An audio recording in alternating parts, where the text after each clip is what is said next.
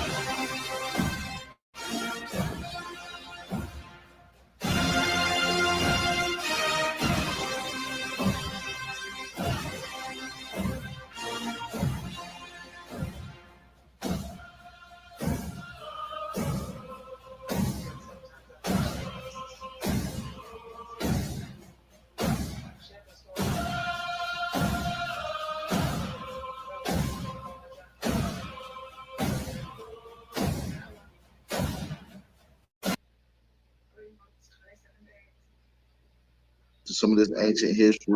You oh tell me. shit.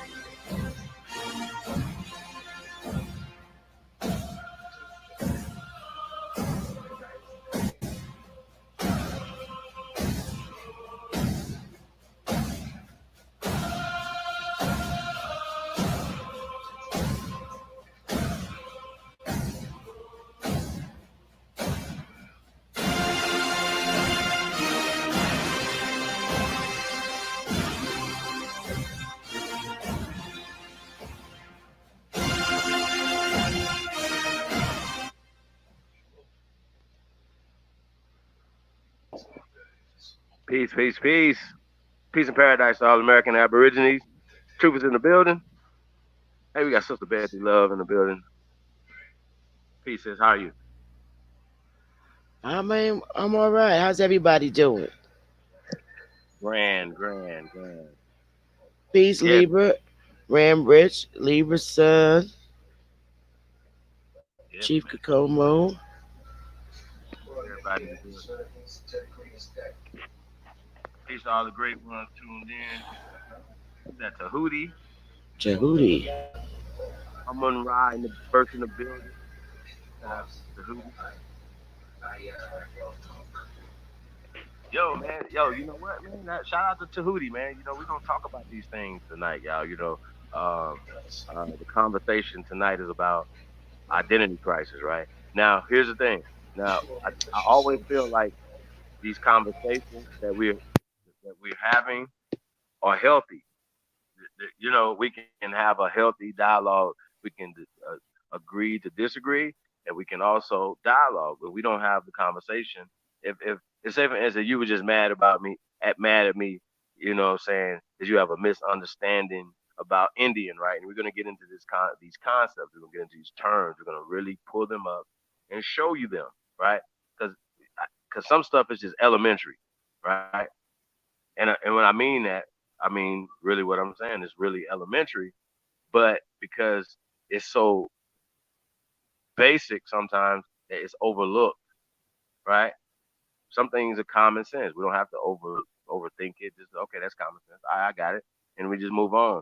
But a lot of times we bring too many other things into it. So we're just gonna break certain things down in this identity crisis, right? So we've been talking about this identity crisis as far as what we've been having, and and every Indian, every Aborigine, every copper colored person, every origine, every every tribe that you can ever think of, that anything that anybody that believes in this, or how about this that knows this truth, right? And I believe you know, right? You know who you are, right? We know for a fact that we're not African. Check. Clear? We all clear on that? Elbows clear? Are we all clear, right? That we're not Africans. We all are all clear on that. That's something that we never lost. We don't even have to argue that we're not African Americans, right? We go back and forth. We know for a fact none of us are gonna, if we all were powwow and chilling, talk, having any conversation. We all agree on that. Every Aborigine from Brazil to Canada will be like, ah, man, hell no, we know we're not Africans, right? That'll be one thing that we all know, and we also know that African would be something that foreigners identified people from what they're calling the continent of so-called Africa, right? Right? We fought that battle for a long time as far as the identity. You know what I'm saying? Shout out to Sarnetta. Even Sarnetta knows he's not an African. You know what I'm saying? These guys know they're not Africans or whatever. We have to get more specific. Rob Bourne knows he's not an African or whatever, but they believe in the out of Africa theory, out of Africa hypothesis, which is tied to the theory of evolution. See how these things are theories and hypotheses, but the key thing, they're not law, they're not facts. You understand what I'm saying? And they also African is a part of a social political construct, right? So we understand this. We understand that a person from the so-called continent of Africa, when they come to America, right? Eddie Murphy coming to America, coming soon or whatever, right? Coming to America one is in my top 10. One of my favorite movies. You know what I'm saying? Great movie. But in the comedy category, it's in my top five, easy, right? Now we all understand that's a social political concept, but these people will come here and identify with Zamunda, identify with Zaire, identify with Kenya, you know what I'm saying? And then if they go even further, they will identify with their family bloodline, identify with the tribes, right, that they come from. Okay, correct? Salute to that. They have the right to do that, right? So when they come to America, they're still identifying. They say, okay, well, we understand that African is a social political construct, but I'm Kenyan and I'm naturalized into America, right? As a business decision or whatever decision that they made, that they say, okay, we're going to naturalize, leave Kenya, come to America, and become Kenyan American, not African American. So none of us are arguing about being African American because we all know that being an African American is actually a social political construct term that came from foreigners, period. And we know when they changed it. Myself, Sister Betty, we were we were old, not telling age or anything like that, but we were old enough to know when they started socially changing it. Now, key word, socially. We had been arguing for years with a bunch of guys who still, that's why they're on the short bus, still believe that we are African American. Okay? They believe it because they have been socialized to believe that we're African American. Okay? So we get it. We understand the social political construct of it. So none of us are arguing about being African American. Okay? So my whole point is, right, to get to this identity crisis that, remember, there's levels, right? There's levels of this conversation. There's levels of understanding. There's levels of whatever. So, like I said, when I'm speaking to a person who is on the first level of this, right? We keep it super simple. Hey, hey man, yeah man, what Indian tribe? Because if I say what tribe, I'd say what tribe you from, just to see where they at. They say, well, I don't. If they instantly think that I'm talking African tribe, right? Remember, the people that come from here are connected to their tribes and connected to their people, so they know who they are, right? So they don't have an identity crisis when they come here. They think that we're broken lost because we don't know who the fuck we are. Okay, so back to uh, of these people creating um, classes and races and situations of people just by naming people, right? Hey, well, we came in, we seen some Maroons. Are we gonna call these people these Morenos? We're gonna call these people this. We're gonna call these people Negroes. We're gonna call these people black. We're gonna call these people colored. All these different terms that just were all descriptive terms. These are descriptive terms, y'all. Descriptive terms. So even when you see African American on any documentation, right? We know that that was a socially constructed term. We know what department of the government was responsible for it. So these are the people that we need to be talking to, not sitting around having these conversations, circle of conversation with us. Like, who are we? Who are we? Oh, well, you guys are American. What does that mean? Oh, that actually means the copper colored or Aborigine races of people that they found when they came here, right? Right.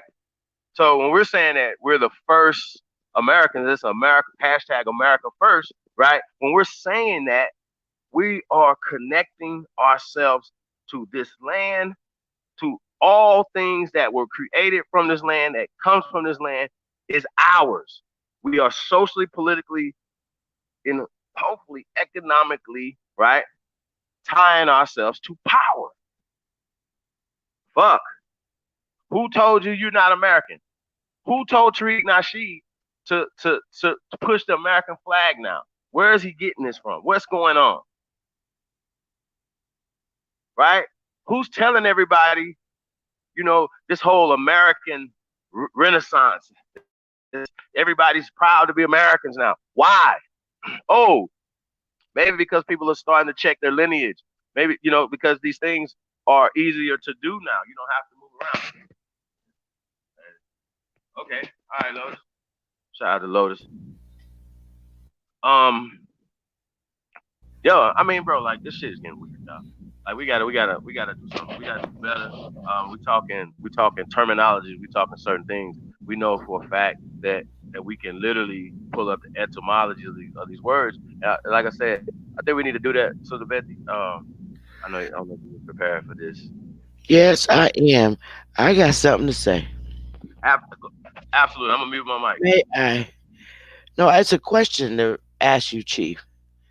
I was looking at the list of people that they brought over here on the slave ships and the names, and these supposed to be Africans.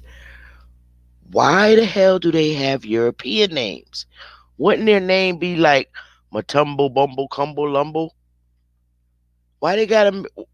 How you gonna bring supposedly bring slaves from Africa off a ship to the United States to be slaves, and your name is Mary Sue and Karen? Isn't your name supposed to be Macumbo Bumble, like Matumbo or Obama or Baluba Luba Luba? You know how them African names are. Kakulu Dulu, Kakali Ali. You know they funny names they got. I'm just saying. That right there, in a nutshell, tells me that we didn't come on those slave ships either. Because we wouldn't be coming from Africa with American names. Correct? We think about that, Chief. Well, I mean, another thing that people have to understand too, right? You got to start looking at time periods. You have to start looking at what the fact that they're not even giving you a color, and a lot of times these things aren't even that would be the first thing. Like it's not a color of people. There's several different ways to become a so-called slave, right? People don't really understand this. You're a prisoner of war, right? Right. Yep. You're fine. You get caught. They could sell you legally, sell you into bondage, right? Right. Now, according to international just customs and just the way people did things or whatever, there was a time period attached to prisoners of war. Okay, there's a time period attached to prisoners of war. Now we're gonna get into slavery because a part of our identity, y'all, is slavery. It just irks me that anytime that we have conversations about our people, it has to always center the centerpiece of the conversation is slavery, right? That's it. Like no matter what we're talking about, you know what I'm saying? If whether we talking about Bill Cosby, you know what I'm saying? Like it goes back to slavery. Whether we talking about football, basketball, everything that we talking about, everything always goes back to slavery. Any accomplishments, anything that ever happened, it all far as our identity as I'm gonna say these words, so-called African American, right? Who shot the Dr. Claude Anderson last night? We put out that he said that 98% of so-called black, aka African Americans, were already here before anybody else decided to bring their motherfucking ass here. Meaning that we are the mound builders, civilization givers of the planet Earth, where you live, wherever you're listening to this at. If you're using electricity, an American Aborigine invented that. Period. So food and medicine, and we are the medicine man. Shout out to medicine man. We are the shamans. We are the. We're not about to even go back and forth. Yo, we're gonna have some special guests coming in the building. I want to say special, some honored guests coming in the building. So Aboriginal powers will be sliding through, A1s will be sliding through. So we're gonna get some historical context to slavery and everything, right? We're gonna get into who was the first slave, what's going on, and also I'm still waiting on somebody to email me slavery, show me some documentation because they want us to always provide documentation about everything that we're saying, right? Okay, so we can provide documentation for every motherfucking thing that we say over here. Now, once again, it's an open forum. People come on here and they say certain things or whatever, and it's up to us to vet it, go back and forth or whatever, and then we come back and say, yo, brother, sister, whether or not that's right and exact. But I wouldn't be the truth if I'm coming on here saying some stuff that hasn't been vetted or I'm lying to you about something or whatever. So this is the concept what we're talking about. If I'm saying I've been on that limb for years by myself for a long time, and now that I'm challenging people, whatever, right? So when people say, "Man, you saying slavery's fake," now obviously I, I'm saying that to, like I got the defibrillators, right, and I'm clear shocking you to wake you up, right? You know what I'm saying? So you think, think, right? The concept, everything, how they're pushing it, is what I'm saying is fake.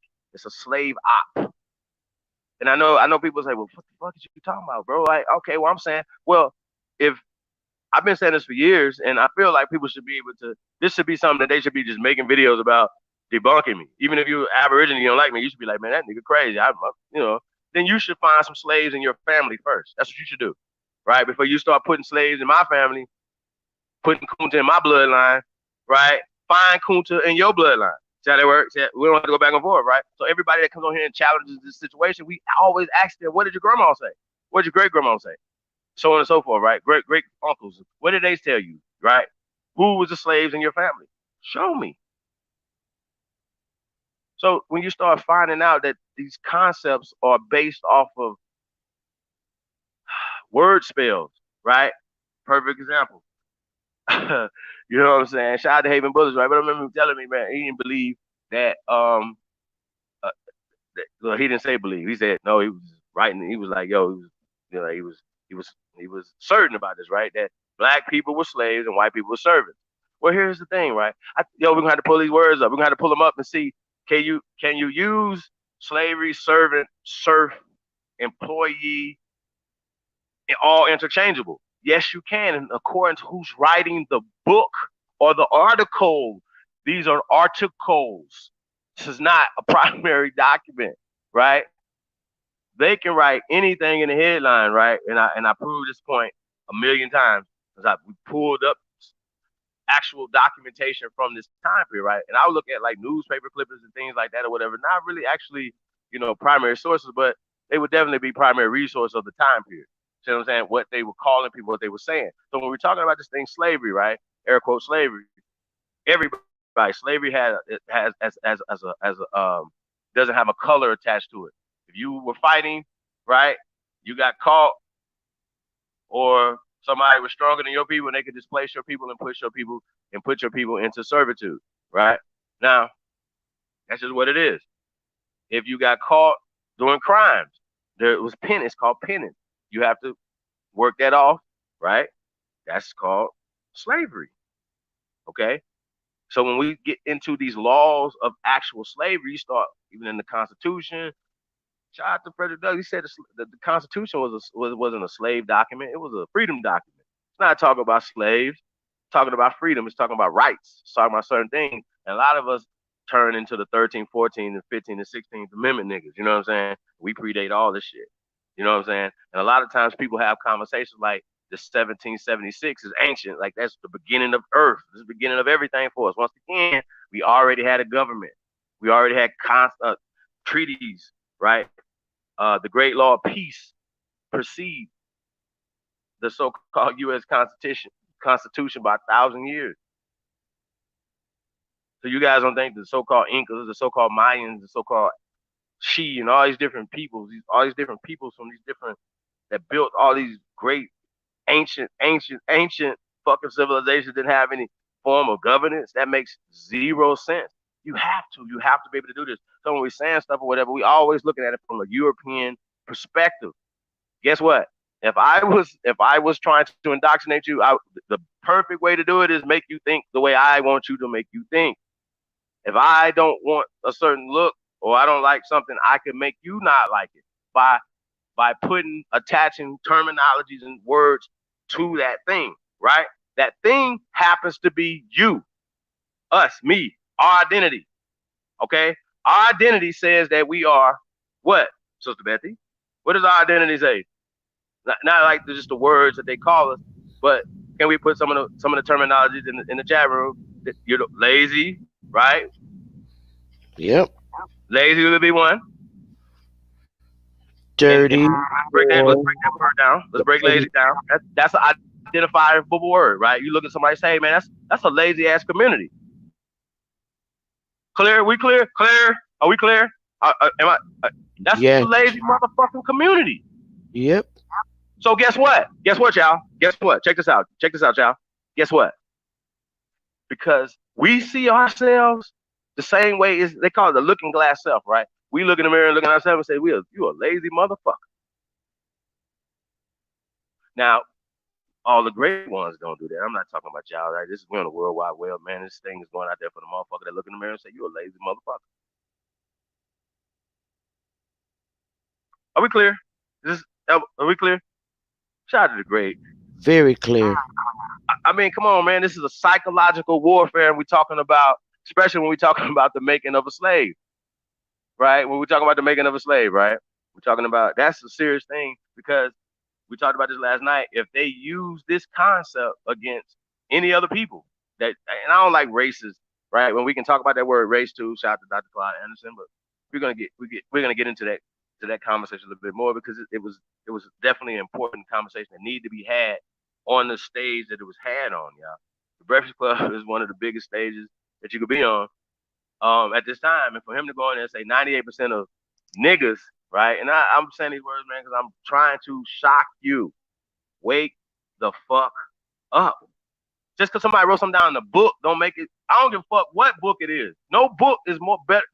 No book ever written is more important than you, your mama, your daddy. Like no, your grand, your our people. We are more important than any book. We predate anything. And that was the whole concept of the book of Eli. That shit was on him in Braille. It was in him. He not the book was he didn't need the book. We the book. You the book. You the temple. No damn stone pyramids and all that. No, you the what's important. We're the resource of America that's being misused. And once again, it's because we have an identity crisis that we need to handle in 2020. And the first American Declaration of Reclamation of our natural rights and our identity is is something that is formulated as a solution. This is a part of part of what we're doing with the conference in October, right? The tour is kicking off in a couple of days, right? This is the part of getting out in these streets and letting everybody know who we are. Every city, every state we're going to, we're hitting reservations, power. What I don't care what it is, radio stations, news stations, barbershops, beauty shops, corner stores, traps. Hey man, what's happening? You know who you are? What tribe you from? You know what I'm saying? And we're gonna chronicleize it, and man, we're gonna put it. We're gonna bring this thing to the people, man. This is real. Now, knowing who you are is the most it's the base of what you need for peace and prosperity. Period. Niggas mad, lost. Nigga, I don't have no ownership of Inglewood. I don't have no ownership of the Gardens. I don't have no ownership of Nichols and Gardens. This, bro, we do. We have to start looking at things differently. This is our country. This is our land. Let's get back to work. Let's get to building. So if lazy, right, is a concept, right, that could be easily refuted. Okay, we talked about this last night. Reconstruction. Well, guess what? That means that it was tore down, so somebody constructed that. Trump. Last time I checked, Trump's people wasn't here doing the first construction, right? Reconstruction. His people wasn't here, right? So he can't take credit for that, y'all. And so we have to start standing our ground when it comes to knowing who you are. That is the most important thing. So when we're arguing over concepts and words that was given to us by them, remember, lazy, right, is attached to most of these motherfucking words. Black, right? Lazy, nigga, lazy, right? Indian, sorry, lazy will be attached to that because they created it for that purpose of war to psychologically beat you the fuck down. I reject everything. I don't give a fuck. And the only reason why I'm using American is because it gives us social, political, economic power. If y'all ever know me, ever know how I've been riding, y'all, when I first came to this realization, I'm a coon. I was thinking to myself, like, nigga, you coon ass nigga. You want to be American? Nigga, I want power. Power. If you ain't about that, bro, like, listen, be a cheerleader. But Don't be in the way. Get in the corner, but don't get in the way. And there's a lot that's going on right now. Is everybody getting in the way. Now I see people making their journey, and like Professor Griff told me, all blades of grass don't grow the same. So I'm not about to cut you down as you growing, but don't get in the way over some petty ass shit. If yeah, like I said, we're gonna pull these terms up or whatever. We're gonna start breaking stuff down, so people can actually see this because I've done this 8 million times, or people that's listening is probably like, man, gee, man, hey, niggas got smartphones. We've done this and we've seen this 1,000 times, right? But we got to keep in mind everybody having and people are having these conversations because we're literally having an identity crisis, y'all. That like everything else comes from that. Some niggas, right, get into sex cults and things like that or whatever because they have identity crisis because they believe that they come from some mystic Egyptian way over there, some shit. I can't make this up. And they believe in some golden child, some other shit, right? Looking for boy girl type people and shit. Like these are real things that were brought to America, right? Now, shout out to the great man, like and he don't have a doctor, but we call him Dr. John Henry Clark. Last time I checked, Dr. John Henry Clark was one of the greatest of all time. Him, Dr. Ben, right? Dr. John Henry Clark was advising Malcolm. Okay, clear, we clear, right? So he didn't go to these schools to get indoctrinated to become like he used to bang. He used to say, you know what I'm saying? Like man, like he used to be publicly banging on Dr. Henry Louis Gates Jr. Talking about his nose is brown. He kept his nose up they backside. Like he was really like power. Like he would talk truth to power, and he was banging on certain people, whatever. Right. So we have to take everything that we can take, right, from all the greats, and then once again, chew the meat, spit out the bone. Now it's not some things don't have as much bone. That's what it's. Okay, you got more meat there. Okay, chew on that. Okay, okay. Well, we can't be stuck in the 1960s. What worked in the 1960s? Okay, this worked. All right, well, damn, that worked. That didn't work, right? Damn, they had 500 buses. Oh shit. Well, okay, damn, why can't we? Like niggas is riding buses. Like, well, do you even think about having a bus line in your city? Are we even having these type of when we talking about resources? Are we even having these type of conversations? Are we having these type of conversations? Are we gonna bring jobs to your city? Are we even having these type of conversations on these platforms? Last time I checked, this is what these platforms are supposed to be for about bringing solutions to the people. Like I said, man, shout out to all y'all, man, the great ones, man. It's the year of the real, man, and it's always be the year of the real, right? It's just right now, the real need to step up, man, and take our proper places on this planet. Once again, we are the first Americans.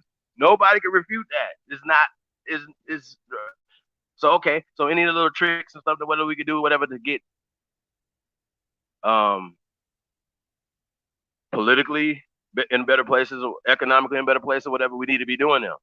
Oh, well, okay. Are we gonna do this? Are we gonna do that? I can't give up too much, y'all. But we're gonna do these, or we're gonna do these things, or whatever. Right? I say this, Libra. Are we gonna be in the matrix, or are we gonna be out of the matrix? I say that we can plug in anytime, and just like Neo, we can manipulate inside and outside the matrix. Shall that work? I say that. I say that. I say that. You know what I mean? Hey man, y'all all got the link in y'all chat. I mean y'all email, man. Libra, AP, A1. Yeah, man. Peace to everybody. I hope I answered the question, Sister Betty. We're gonna have to clear up some things, man. Yes. Cause No, you did. I know. If I hurt your feelings about the Indian thing and going to the reservations and wanting to be down with them and stuff like that or whatever, right? I mean, like, it's like this right here. It's like how like you have a big brother and your big brother be trying to tell you don't go out there and mess with no people. You know what I'm saying? And you know what I mean? They're like, man, so he got to tell you how these people really are. Feel me? Like, and that's just basically that's basically what it is, and it kind of comes off like that. But I wasn't even talking about sincere people that's really trying to find themselves. I'm talking about you bougie ass Indian ass niggas that I don't even like dropping on people, man. But like y'all know these people that want to be in these people's tribes, right? Literally say, hey, that's my chief right there. He looks like what did I say that Kevin Costner. You know what I'm saying? From Dancing with Wolves, like y'all want these niggas to be in y'all tribes. You want to be up under these people, right? And that's just what it is. I get it. That's cool. I don't have a problem with you, right? But the problem I have with you is when you guys are trying to tell all the other 98 percenters, right? We're gonna say that I like that term, y'all. Shout out to Dan Galloway, because I think Dane dropped 98% a couple years back, right? And that got everybody in a frenzy. You know what I'm saying? Because he dropped 98% of African Americans, or in fact Native Americans. That was the terminology he was using. And once again, y'all, it's about levels. Okay, I use Indian. For anybody's understanding, just so they can understand, when we say we are the first natives, the first inhabitants of this land, that's what aboriginal is, yo. It's not shitting on nobody. The facts are that a lot of people can call themselves indigenous. A lot of people can call themselves natives. A lot of people can call themselves Indian. Not too many people, other than 98 percenters, could consider themselves aborigines. Shout out to Scott Beason. There's a reason why he said that, because most learned people who are not keeping an oath and keeping this a secret, and they know that's why they don't fuck around, y'all. They know we expose their oaths, right? That's why they don't fuck around. So we've been PhD hunting for a long time, right? And trust me, y'all, they be running, they be ducking, jumping under cars and shit. Like they do not want this smoke. So we gonna come to their schools. We trying to dig niggas out of ditches. We gonna dig niggas up out of the cemetery, nigga. I'm talking about bring who the fuck ever, cause I got questions. Cause how did you miss this? PhDs, how? Bro, I promise y'all, I'm not. I'm kind of smart, but I'm not that smart, right? To sit down for 12 motherfucking years, y'all follow me, and learn anything from anybody. Fuck that, right? So they're smarter, I guess, than me, right? So you did it, right? How the fuck all the books you reading don't necessarily mean you read the right books, right? Don't necessarily mean that you had the right understanding, right? Because you have labels, you have an identity crisis, right? You wanted to be something other than say, you know what, I'm gonna get this doctor to come back to my community and build my community, right? That's not what you did. That wasn't even your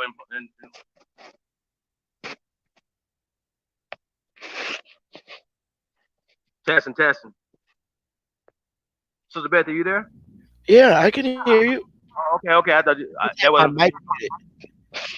All right, yeah, man. Shout out to everybody, man. Peace to the ancient one in the building. Miss Pete Parker in the building. Peace Empress. Peace to the guy. He was a Mason also. Hey man, a lot of our people was Masons, man. Let's be clear. I'm not, once again, I gotta say this so everybody can understand. I am not a Mason, Our right? people, a lot of our people were Masons, Chief. Huh? You said a lot of our people were Masons. Of course. How do you think we built these pyramids and these mounds here in America? That science comes from us. Now, granted, these people have taken stuff just like anything else and brought it back like they created something, but that's a whole nother story, y'all. But the point is, right? I'm talking about our grandfathers, our uncles, our great uncles, our cousins, like a lot of men and Oh, you that know what? I'm women. sorry, Chief. When you said Masons, I thought you meant Mason as in that organization Mason, but you mean Well, Mason as in construction workers, right? well, I took it there, but we were the builders, right? You know what I'm saying? What I'm saying is when we were talking about the actual organization, a lot of people that are listening have mothers. I mean, mothers, fathers, great uncles, grandfathers, grandmothers who were in these organizations. You know them. They made you cookies and shit. Put you to sleep and stuff like that or whatever, right? I say this. I say this. These organizations are absolutely a part of the putting the people to sleep and taking the people away from um, um, this land. That's a fucking fact. All of you guys are complicit in it. And even if you are not, you just haven't got to that level yet. But you're all complicit in it because you're a part of the educational system. You're a part of adopting the Daughters of the Confederacy rendition of history. You guys are all complicit in it. And what's so crazy is another thing that Dr. Claude Anderson said yesterday, right? He was like, "Yo, there's a company, got the company name. You have to go back and watch it. That literally is picking books or that go into the universities. So there's a who gives them, y'all see what I'm saying? Who says that this is the company for that? Like, you see what I'm saying? It needs to. I don't even know why. Like at this point right now that we even care about what books go into the universities. We have access to these students through the World Wide Web. They're getting this information. So when they go into their world history class, they're having a different rendition of history because they have access to stuff that we didn't have access to, or if we had access to it, it was harder to get to it because if you had to travel and you had to go certain places, right? So we can get stuff that we didn't have access to, or we have, what I'm saying, we have more technology to get to stuff, right? So these youngsters, this next generation, they need more. They can't teach us this bullshit they taught us in school. They're gonna look at y'all like y'all crazy. It shouldn't even have African American studies class in in schools. That makes it makes no sense. And there shouldn't even be a Black History Month. That's another thing. We're gonna have to abolish Black History Month. I said, what you talking about, Chief? We should never forget Black History Month. I mean, did you turn white January, March, April? You was white? Y'all bother me? Like, come on, man. It's like, stop being so slow, bro. Like, every day, our, our ancestors made history. And we should be trying to make history instead of, once again, being in the stands, being in the nosebleed, all the way up there. You know what I'm saying? Outside the arena, boycotting, doing nothing. That's time out for that. Time out for crying ass millionaires too. Next millionaire I see crying on TV, man, I'm directly at you, cussing you the fuck out. Fuck is wrong with you niggas? You rich. And was you including the NAACP? I'm Fuck sorry. yeah. I'm telling you. Oh my God.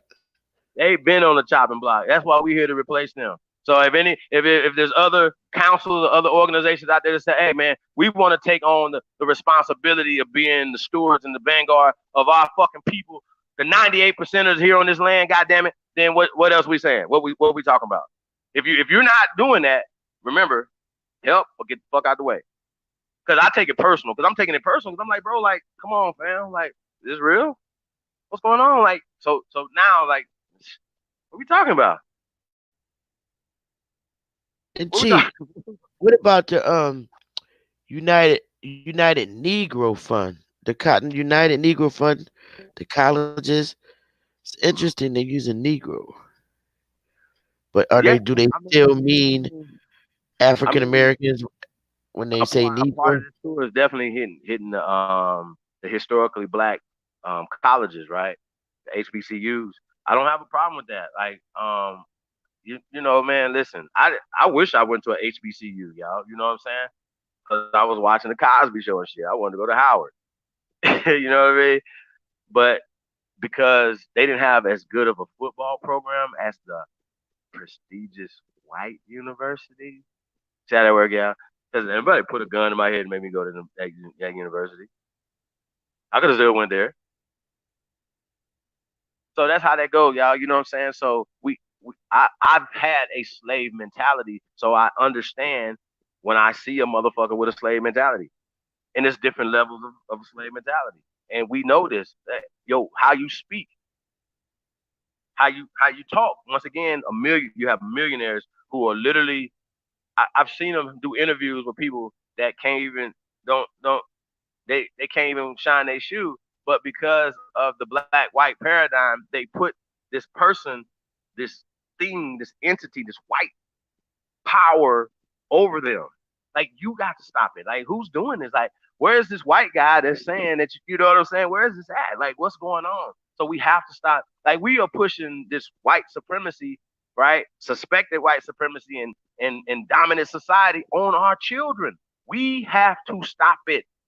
And listen, y'all. Whenever, once again, if you ever see somebody with a hood on, what we do to them, right? Whenever we see it, happening to us, like most of the time it has to be subtle, like redlining and doing certain things or not delivering pieces, right? You don't deliver pieces in here and then you can get robbed in the suburbs. What are you talking about? So I get it, I understand. So we have to start doing better. We got to start looking at ourselves as slaves. We got to stop looking in the mirror and saying, "Hey, man, I hate you." You got to stop looking at our women and saying, "Hey, B, I hate you." The sisters are gonna have to stop looking at you broke ass niggas. I hate you. Look at their babies. I hate you because you gonna grow up to be just like your daddy.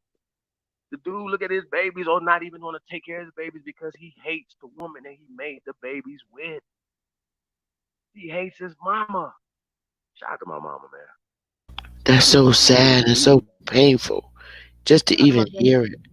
Niggas is goofballs, man. It takes a balance, man. It's not you can't, yeah, man, mama's great, with your daddy's just as great. We And if have he's not got in to your do life, better with each other. We got got to. to, man. We Got got to to. stop hurting each other, especially us sisters. Oh my God. We hurt each Slave other. mentality. We have a slave culture.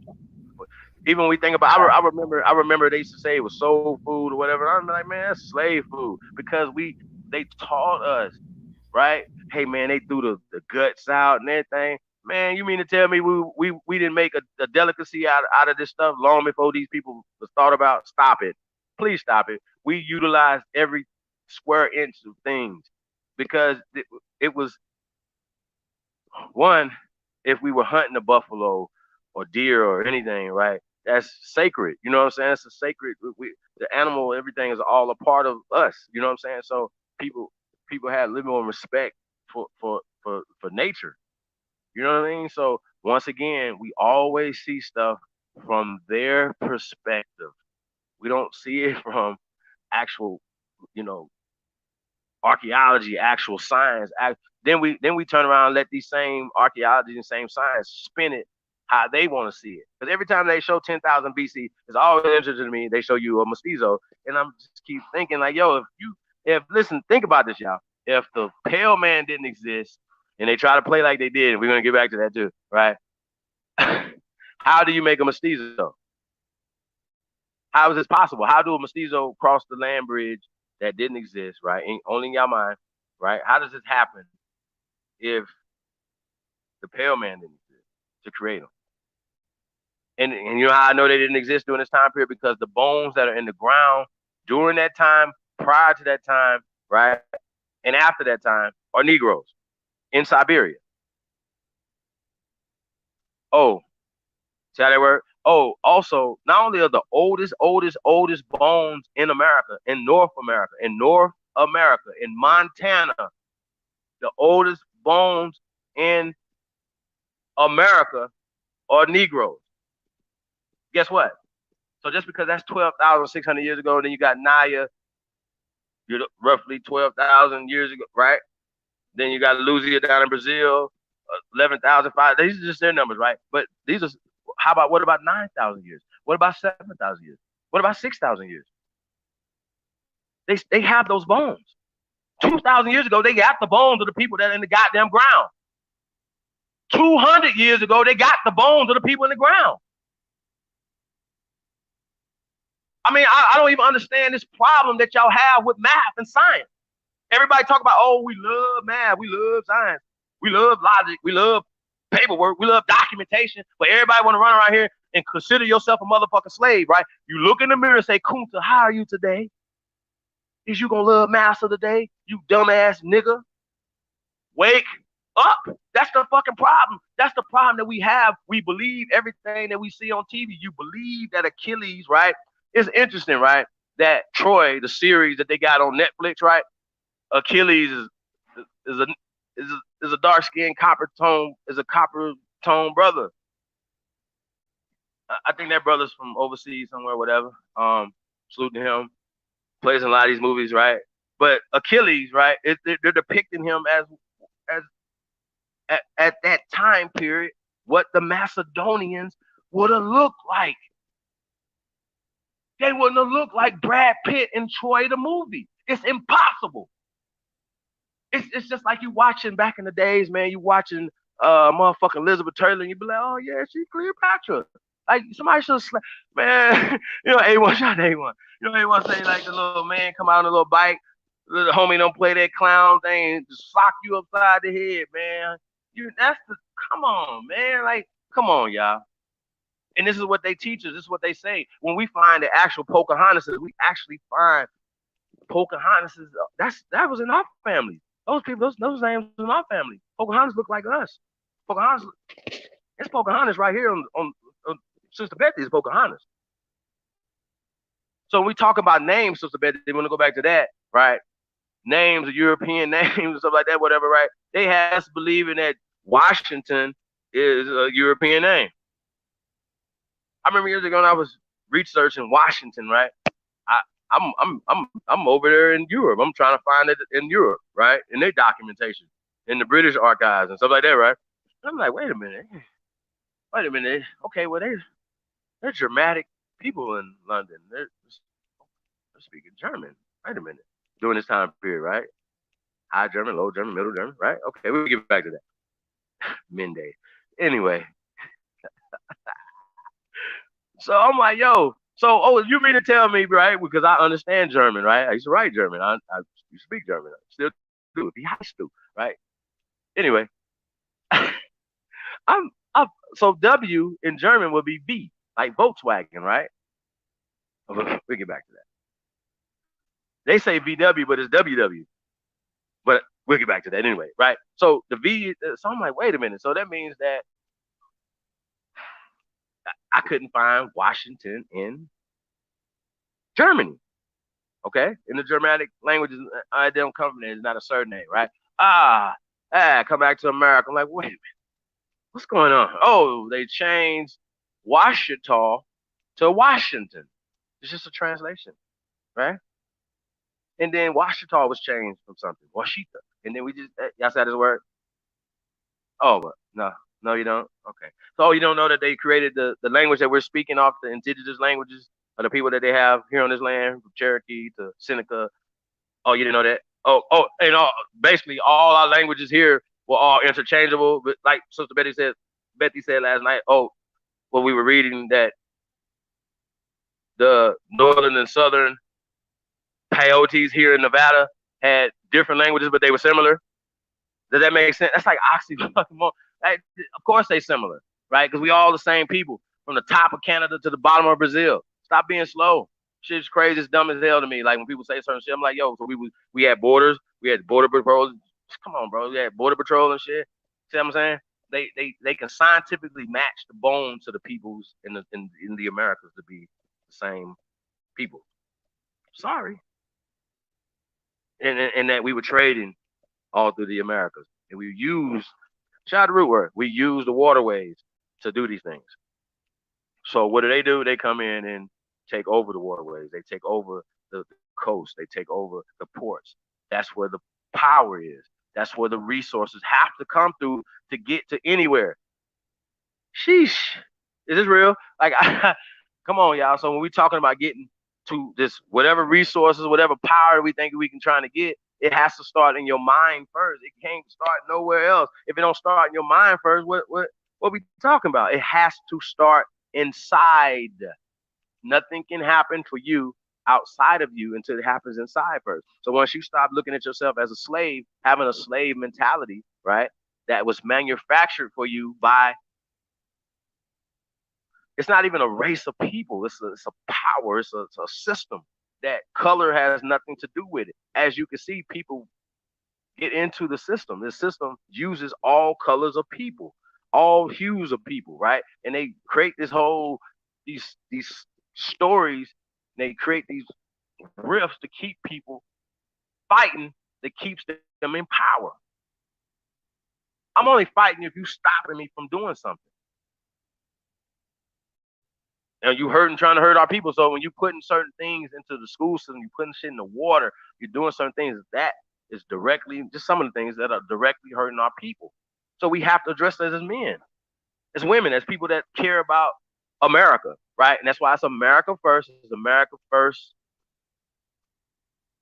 peace and prosperity conference, October 9th through 12th, Las Vegas, Nevada, right? Tour kicks off in a couple of days, man. So like I said, man, like Want to be a part of this, man. Shout out to Sister Gretchen Ham. Work, definitely putting in great work, y'all. Definitely MVP, man. But shout out to Sister Gretchen, y'all. So hit up Sister Gretchen. Hit up myself, chiefholiday@gmail.com. Um, yeah, man. Like reach out, man. Let's link up, man. Let's figure it out. Let's work together, man. There's so many things going on, man. So many people like we don't know who's tuned in, right? So many people have resources, have ideas, have need help, like whatever. So whatever y'all, just come on, man. Like let's just work together, man. And just like I said, love on each other, man. Stop hating. Stop looking in the mirror and hating yourself. I remember hating. I remember just shit like we can't even get to know like, and you can't even get to building because you hate the people that look like you. So why would you build anything in the community, right? Why would you? Why are we? Seems like nobody even asking. Nobody's even asking that question. But y'all mad that they want to come through Brooklyn, and you can say gentrified Brooklyn, but it's safe for people to walk around. Well, it should have always been safe for motherfuckers to walk around. Why did they have to come in and for it to start being safe? Oh, it's white people walk their dogs here now. Oh, it's a safe. It's supposed to be a safe fucking place, nigga. Everywhere we fucking live is supposed to be fucking safe first. So it was interesting that Dr. Claude Anderson showed cab company was Safe Cab Company. Right? I thought that was dope, right? Y'all for real. I was like, I'm seriously, man. Think about that. Safe Cab Company. Oh, I really wish, Chief, we in our community could just pull together and support each other. You know what I mean? Like, if somebody say, Dad, if you know somebody in your neighborhood and know that they like bake really good cookies and cakes out of their home, no matter what, that they do, that they just master, we just go to that person and support them and help them, you know, buy a building or get them started by donating to them. I see so many people that have such great skill, whether they're artists or cookers, bakers. Help them, you know, get the tools or the things they need to get their business off the ground instead of going out there to compete with them, because this world is so competitive. And I mean, if I know somebody and they bake real good and that's what they do, what they love, I would do everything in my power to help them, get started with a business selling cakes. People that sell cakes from their home, and they do that because they don't have the money or the means to boost them up. Open up their own bakery. They could start in a little, abandoned, there's so many abandoned businesses all across America. I mean, but That, there's so many kitchens too. You know what I mean? Like people can turn their garage into a bakery. Like we could start but they have small. to be like zoned. They have to be in the zoned area. So that's what really hurts them. And here in Well, Connecticut, if you start catering or anything from your home and you're not living in a zoned area where you could do things like that, they come shut your house down, put a lien on your house, bring you to court. It's just terrible up here. They want to make sure that you're not making nothing under the table to hey, survive. yo, man, I know this right here, man. Yeah, I don't know if you know, like, I don't know how it is as far as, and like I said, I don't look at the Hispanic that's separate, that's different or whatever, but the fact that they all have a different culturally, they speak Spanish, right? Right? So they have a community and they pool their resources and they do certain things to where you see grocery stores, you see chains of grocery stores, you see not only chains of grocery stores, but you also see everything down to the candy that's produced by them. Now, granted, we're touching Mexico, so it's easier to get stuff back and forth, obviously, because we have a trade agreement with Mexico, the North American Trade Agreement. Remember? So we wonder why we see people having up. They're seems like they're coming up in the last 30, 40 years. Yeah, it's because of the North American Trade Agreement, right? It's because of all the the the unfair trade agreements to American people, shut down the factories or certain things, whatever. All that was un-American. That's why Barack Obama beat Hillary Clinton. Period. Not because he was black, because you niggas are still voting for Hillary Clinton. No, the pale man in the Midwest, Ohio, Michigan, said no way. We broke right now because of her and her husband. Get the fuck out of here. We the same ones like, nah, we'll forgive Super Predator. Like, okay, just y'all know y'all were y'all even though we still got food with the dude, but y'all know who you are. Y'all was still supporting Hillary, and then y'all still supported her against this guy. So don't play it yourself. Same people. Not me. I ain't Uh, vote for that bitch. Excuse my language. I voted for Trump. Hey, now this is another thing though, Sister Betty. Now, we're gonna have to have that conversation. Trump versus Obama, who's a better president? Let's have this conversation. Let's don't Trump. be let's Trump. let. Oh, I know you got that right, but we don't want to get off identity, right? We'll come back to that conversation either later or whatever. I want to stick to identity, this identity crisis that we having, because well, that might be a part of the conversation. Because Trump versus Obama is a great conversation, y'all. It really is. But going back to lazy, right? I got to keep going back to lazy, right? Sister Betty, does this honestly describe our people? Is lazy a concept that adjective that describe, or is it adjective? Yeah, adjective that describes our people. Be honest. Anybody else? Hands. Okay. Can I see the one? This is only a One. personal If opinion. lazy describes our community, if it's one, put one in there. If that's one. If two, if lazy does not describe our people, and I need y'all to be honest. I'm. I ain't gonna tell y'all until y'all finish. You want What me do you to think? be? I can use Yes, my own personal opinion, but I hope somebody your opinion. really come up on the piano and also say something because it's not about my personal opinion. It's only personal.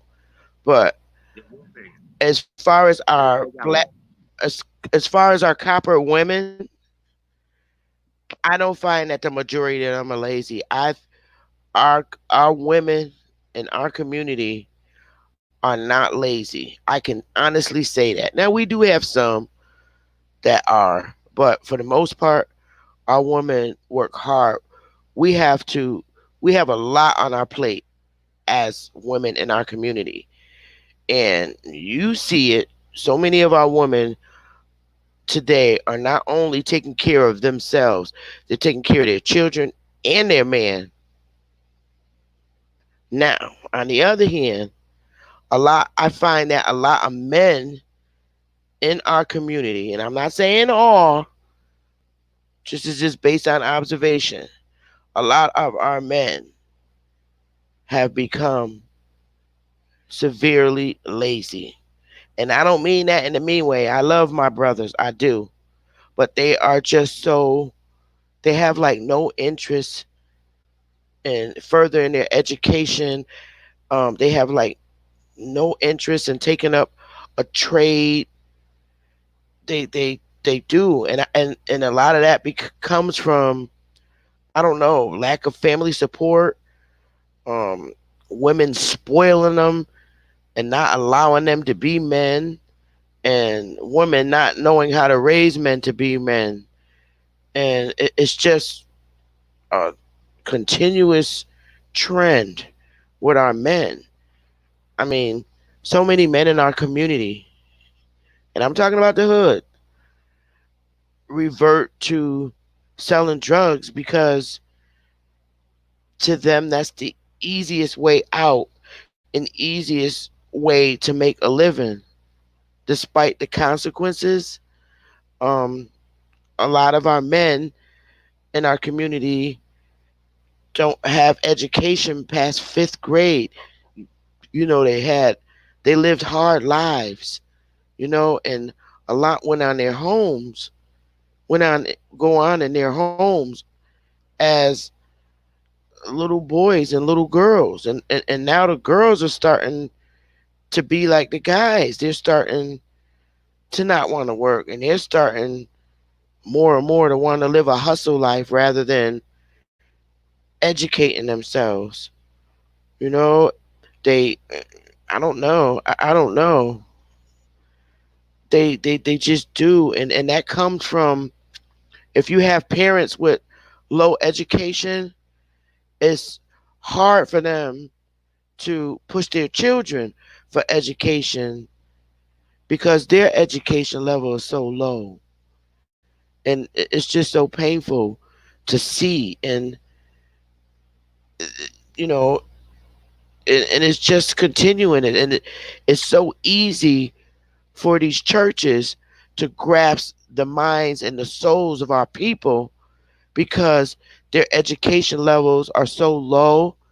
They don't think outside the box of Christianity because their education levels are so low, and they're taught to fear God, and that does something to them. So I don't know, Chief. I don't know.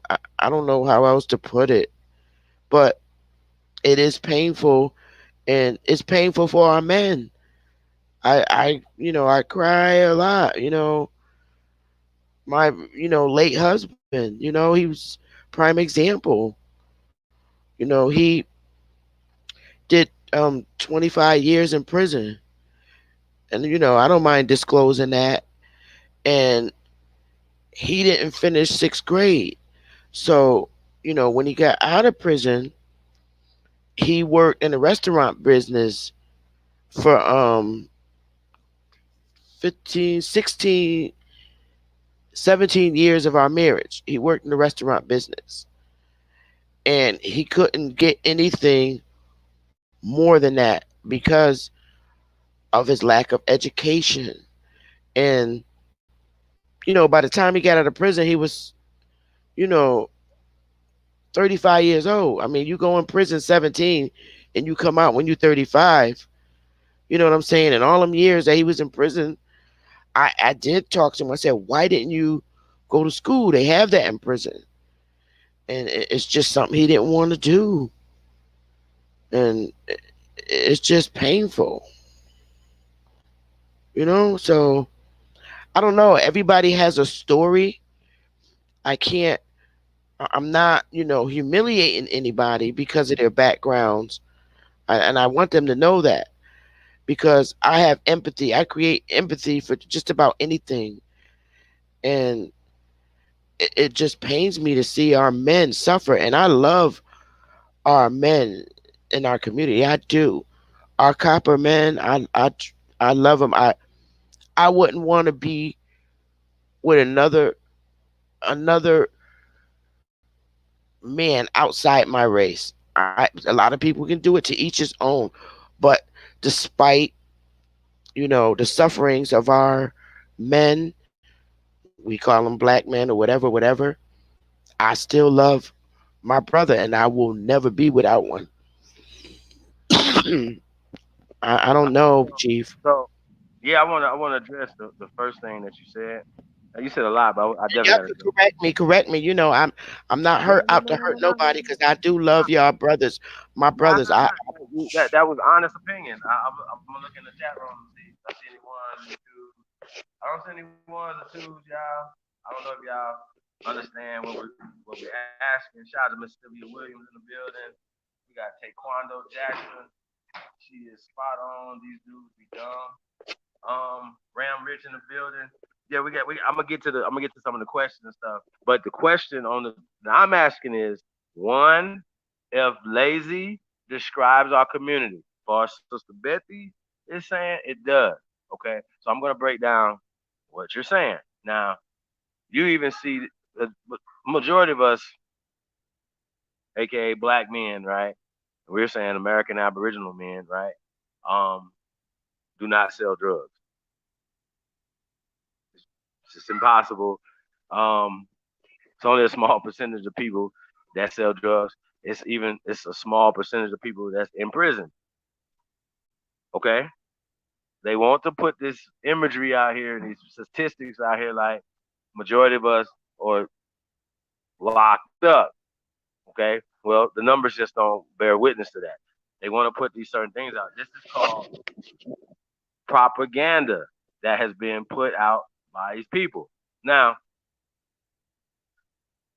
if a woman, right, sees her man go out to work every day, right, come home, he provides, whatever, but she still has to go out also and help pay the bills, right?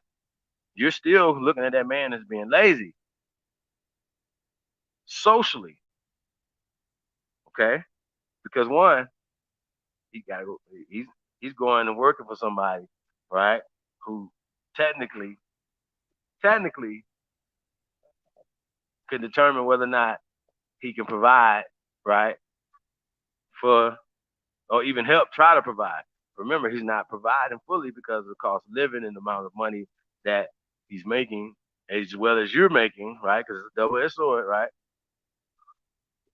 With education, or what you say, not enough education, right, will make them lazy. In your eyes, you're saying that the men are lazy because we're not getting going and getting the education, right? And the education is mainly telling you to go work and build for these people, which will still make you lazy because you're not building for your family, building for your woman. You know what I'm saying? You follow me? So no matter what we do in this paradigm, the way we're moving, we're still gonna look lazy because we're not building anything substantial for our women, for our children, anything to pass along generationally because you can't pass your job down.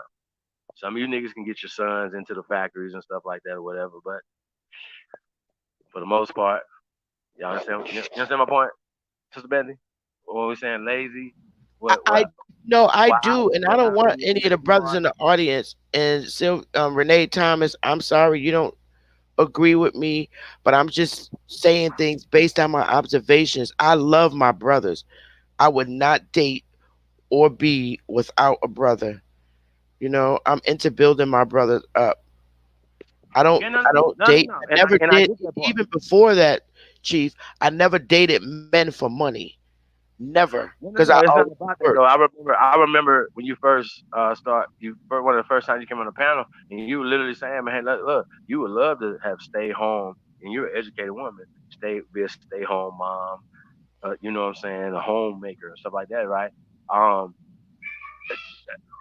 economically, we're unless you're a rapper, a ball player, or you got a great paying job, right? You can't.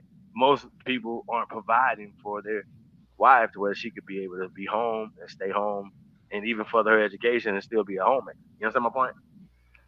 Yeah, I understand, but you got to remember too, it's hard for our men, and Right. But I'm saying that economically, it's no, harder regardless for of our all men the than it excuses is for the though, women. regardless of all the excuses though, we still see ourselves as being lazy as a a body politic, right? We still talking about Al Sharpton and Jesse Jackson. Ain't nobody stepped up to be no motherfucking leader since none of these niggas. Come on, man. Like you niggas, like that's lazy. That's lazy. Yeah, I see a bunch of cowards. It ain't even laziness. It's just niggas scared. Niggas are scared to build something. I've heard niggas say, man, if you build it, man, they gonna come like Black Wall Street and tear it down. I'm like, what nigga, where's you come from? Where they literally did they pluck you out of? Ugh. Throw that motherfucker away. Like what type of niggas? Yeah, so it's past lazy for me. However, everybody else sees this. Everybody else sees this. Everybody else sees this. Yeah, we after we lost, after Al Sharpton, there just ain't nobody else. But even Al Sharpton be with the bullshit seriously, because anytime you a leader, and the only reason why he supported is because the Christians supported him. He has a church, and the Christians support him financially. Now, I you know I I'm not I don't think he's Al Sharpton is a better leader for our people than Malcolm X was. Now, I've never been a Muslim in my life, but I have a lot of respect for Malcolm X because he is one copper colored brother that is not afraid to speak his mind. And that's what turns me on about any copper colored man. When you can stand up strong with your head high and speak before Congress and anybody and tell them about themselves on behalf of your people. Malcolm did that. I'm Farrakhan. I don't like him. Malcolm, to me, was a great leader. I don't know. I don't know what you think, Chief. What y'all in the audience think? And Malcolm wasn't soft. I can't stand no soft man. That's a turn off for me. I'm just not. I'm just like this community, right? Is not sitting around waiting on somebody to come lead us nowhere though. So that's another thing that we got to understand. When I speak on those terms, it's like that whole mindset is old. You know what I mean? It's millions of leaders out here. You know what I'm saying? Once again, they're pushing a propaganda against our people. Point being is what we have to do against American people, just in general. I just speak in general for the American people. Yeah. And other people say, what are you talking about? Well, we're not black Americans. We are Americans, right? You have European immigrants, you have African immigrants, or right, so-called African immigrants. You have Asian immigrants, right? So-called Asian immigrants. You have Arab immigrants, so on and so forth, right? We are the only immigrated peoples of this land. We have to start speaking on that socially. It don't matter who we talking to. So when we go to Congress, we can't be in Congress in front of the Senate like, hey, poor us black folks. We just want any handouts that you can have us. Nah, nigga, I want to walk out the back with a Senate. You know how they be sitting at the little table? I'm gonna come out behind them and be playing with their papers, like looking over their shoulder, putting shit on there, writing, scratching shit off their papers. Go over to the chairman, be like, hold on, let me see this before you say anything. Turn his mic off and shit. Like nigga, and then go back where we're about our business. Like we ain't even involved in you motherfuckers Senate president. Who you talking to? We don't honor that. You understand what I'm saying? I don't honor a motherfucker that say, hey man, I can give you something, right? Or I'm gonna allot this or do this or name this and nah, I don't honor none of that. Y'all gotta understand the mindset of a slave. It don't matter what you call yourself if they still can enslave you in the mindset, right? That's why we have bougie ass Indians because they still want to actually be smooching asses, pale asses. That's what they actually like doing. So when every time you see them, be like, yeah, you know how they talk. They're not including every other brother and sister that's on the reservations in the hood. How about that? If you ain't including them in your conversation, you ain't speaking for us. You ain't doing what we doing. The work is not about you. We're going to reservations across this great country of ours, man. We don't need reservations anymore. We don't need projects anymore. You understand what I'm saying? We don't need these things. We don't need warehousing of our people, pushing the same, division in the community. The children and child welfare thing should be trying to put families together where this makes sense to keep be together, right? As opposed to not be together. You understand what I'm saying? So they pushing certain, and it's always been, for the past 50, 60 years, a fucking economic battle that's been waged against our people. That's what they were doing when they were lynching them. That's what rest in paradise to Mama Ida B. Well. That's what she was talking. She exposed that because they tried to say, oh, they was lynching these brothers out there in the South because they were looking at white women or raped a white woman or touched a white woman. They just use the white woman just any type of way. They care about the white woman. They don't even like women. Clear. So she exposed that. So then they was like, oh well, we gotta kill her. So that they got together and they was, you know, riding around trying to find so Mama Ida B. Wells, right? Guess what? The men of Memphis stepped up, ran their asses up out of there. That's how that worked. Shout out to the Deacons of Defense, man. Shout out to one of my favorites, uh, Robert F. Williams, the great Robert F. Williams, and Mama Mabel F. Williams. You know what I'm saying? Y'all ain't seen that show? Go back and watch that one. Whew, that was awesome. It's great. Um, you know, I don't know, man. I don't even know what to tell y'all. This I shit don't know. getting weird, I just want to ask weird. the chat a question. At D Brown, I mean, I don't hate. That's a bad, harsh word to use, hate. But I would really, really, and honestly like to know.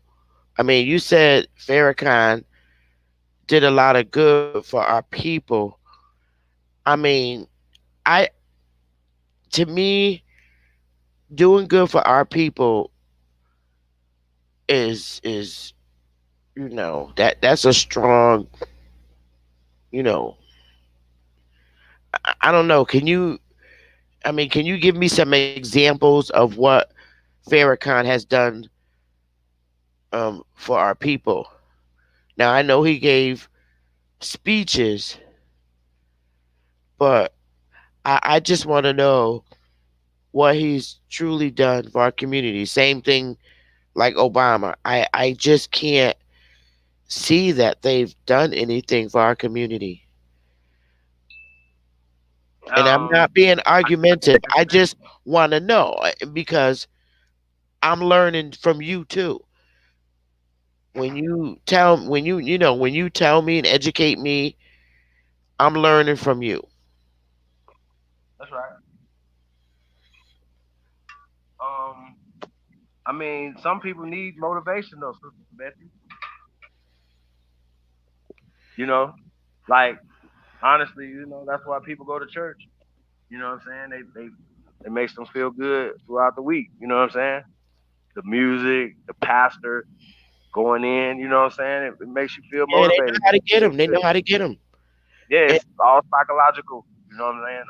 it plays on your mind. It plays on your spirit, Yeah, and it fear. works. It's a psychological thing to keep people sane. Because I mean, what would our community be like if people didn't go to church? So is it safe to say if a motherfucker just run up to us and say, "Man, y'all lazy," right? Because the Asian guy, I remember the Asian guy was asked a question about, um, if he was running, or he was like the over the he was the leader. Like they have their own elections, right? They don't necessarily, if they're involved in these elections, it's because it's something for them. So they vote in a block. So all Asians will be voting for whatever candidate if that candidate has promised them something for their vote. Clear? Are we clear? Is this real? Say, okay. So they don't play that game. You know what I'm saying? They don't care about that part or whatever. It's more about business. They even have less motherfucking representatives in Congress and the Senate than we have. They don't have none in last time I checked, they don't have none in the motherfucking Supreme Court. There's no Asians in the Supreme Court. There's no Arabs in the Supreme Court. Well, Sotomayor. But anyway, you know there. But y'all understand what I'm saying though, right? Like my point being is that that's obviously not the issue. The issue is what Dr. Claude Anderson talks about. Um, um, um, shit. Just I don't know, man. Like kind of like the concept of this, they say being on code, so to speak. Like you know what I mean? Like you have the sister judge that was going in on Meek Mill. She was working with the system against Meek. then turned out that he was actually innocent. And the whole time we all like, ah man, he's that nigga innocent. You know what I mean? Cop, we know the cops do this though, but we still back our minds, we still because we see ourselves as less than. No matter what we see the cops gun people down and do all these other things, we still we still see ourselves the way the cops see us, the way negative people, negative perceptions and negative things have been put out about fathers, for instance, right? I'm still a father with a stroller, and people still like they were seeing a fucking alien walking around with a stroller. You know what I'm saying? They're like, well, shit, man, what's going on? But I see other fathers of other hues with strollers, and it's not foreign. I see fathers that look like me all the time with their children, man. So, man, shout out to all the fathers out there, man. All the daddies out there, because you got a lot of fathers talking about. Shout out to all the daddies out there. Make sure you're a daddy, man. And no matter what your financial situation is, no matter what it is, man, be in your children's lives. And like I said, try whatever you got to do, man. Just try to be the best friend with the person that you actually created this child with. Like you got to figure that out. That's the best thing. And like I said, man, as men, no matter what the case may be, man, like we got to command respect. And it's not about rah rah rah talking about it. It's about doing something about our circumstances, brothers. Seriously, it really is. It's really about that, man. And it just hurts my whole existence as a man when I hear the sisters say the stuff that they say, man. It's just like damn. You know what I mean? Like, man, we gotta do something, brothers, to get our motherfucking respect back. And whooping on them ain't it. So we got to figure that out. And our women have consistently been loyal to us throughout everything, y'all. So we're gonna have to step our bars up, step our game up, y'all. Step our building up. You know what I'm saying? If you're not talking about having plans to build a skyscraper, build some arenas and shit, you need to go somewhere and sit down. Go work at UPS or something, man. Go get it. Go do something. I can't say for the most part that we Real talk. women, Chief, for the most part, I can't say that we women, we love our men when we meet them.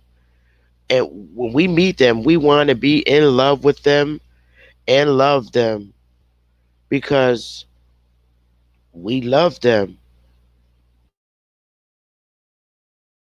Is they're very weak. They're easily influenced by flesh. Our men are easily influenced by flesh, meaning it's so easy for them to run to another woman knowing that the woman that they're with is madly in love with them, and they still nothing. That's just not enough for them. From what I see, it's like they can't settle with one woman. Another woman is always there to We're gonna have to distract definitely have their this attention, conversation. and they never We're gonna have get to to definitely have grow. this They never get conversation. to grow with their women. Well, we're gonna have to definitely have this conversation one day, Dr. Bethy. Seriously, as just we don't try to stay away from the relationship type stuff. However, the part Okay, that all right. I'm sorry. I I ain't mean to. ain't talking about right now. We're working on identity stuff, but we're gonna have to have this conversation. You know what I'm saying? Because we are having a gender uh, war. And you are right about our We are identity. having a gender war. A lot of women are turning to be men. It go right, and something that's a reflection of something. Like what's going on? Yeah, Why this? and a lot of them aren't born there. I mean, I know some sisters that I grew up with, beautiful, and they still are. But we wore dresses and went shopping together for dresses and heels and everything. I turned my back, and the chick was wearing, what do you call them, t-shirts, I mean, and dressed like a dude.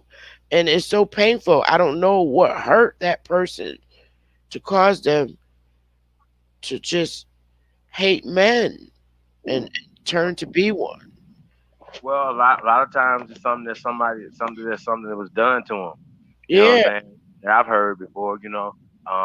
That a lot of the mistrust happens from that.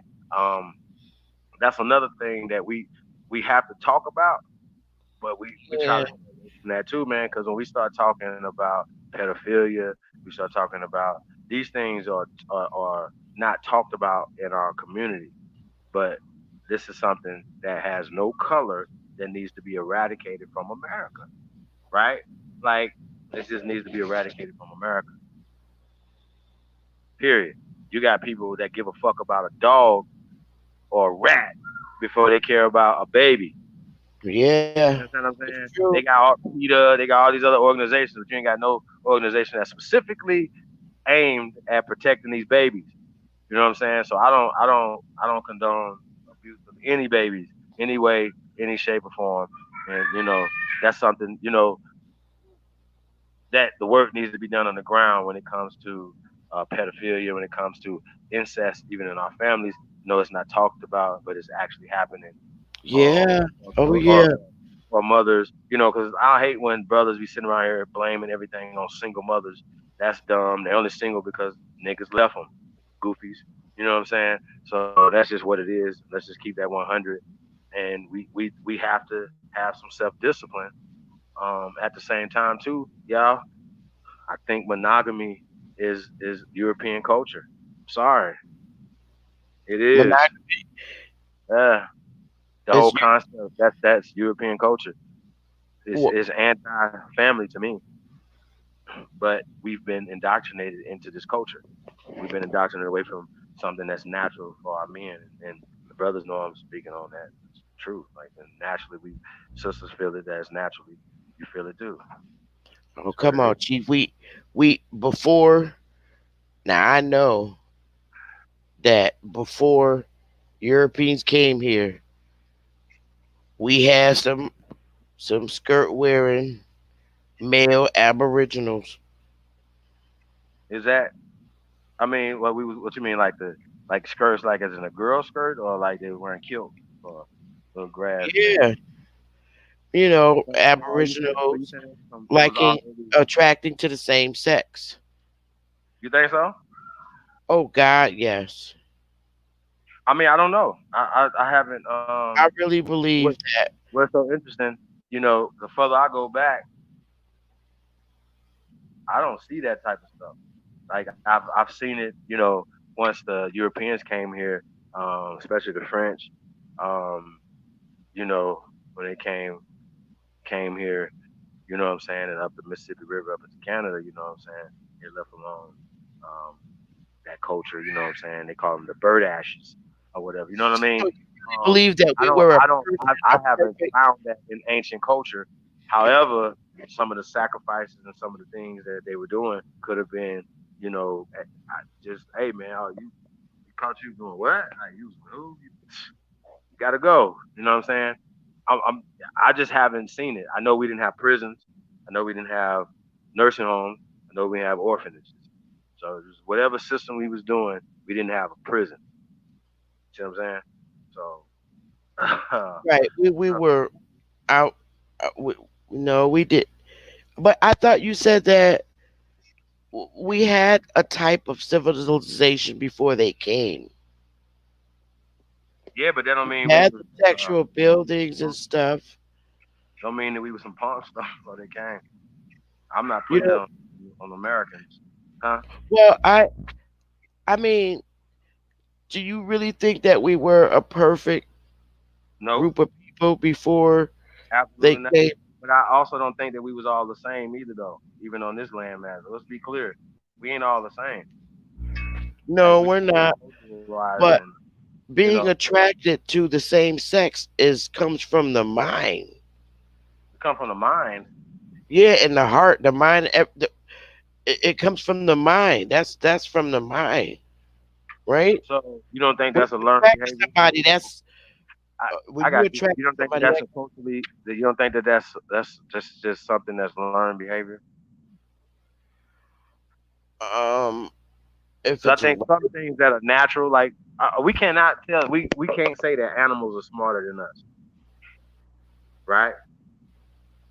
Well, I can honestly say I never seen two gay snakes or Well, two I'm gay just saying, two. I don't know. I haven't seen all snakes make love, And but from I that will say sense, I've animals. never seen two gay dogs or two gay cats or any, two gay birds. I've never seen That's it. just that because they know what instinctively what generates and what pushes life forward, right?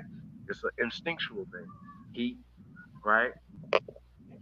Heat, sex. Like I don't know. Like animals just know these things. A dog knows these things, right? So for me, as because we're more civilized than a dog, last time I checked, right? I don't know. I think it has something to do with people's mind. I don't know. I don't Right, know. but I'm it not depends a if your mind, researcher on it, but if somebody turns you me, on, obviously that's your mind, right? Somebody is planting like when you're born. I think you got your mind is a blank slate, right? So right. somebody Well, have to put something in your for me, mind. I just can't ever, and I could say this. They say never.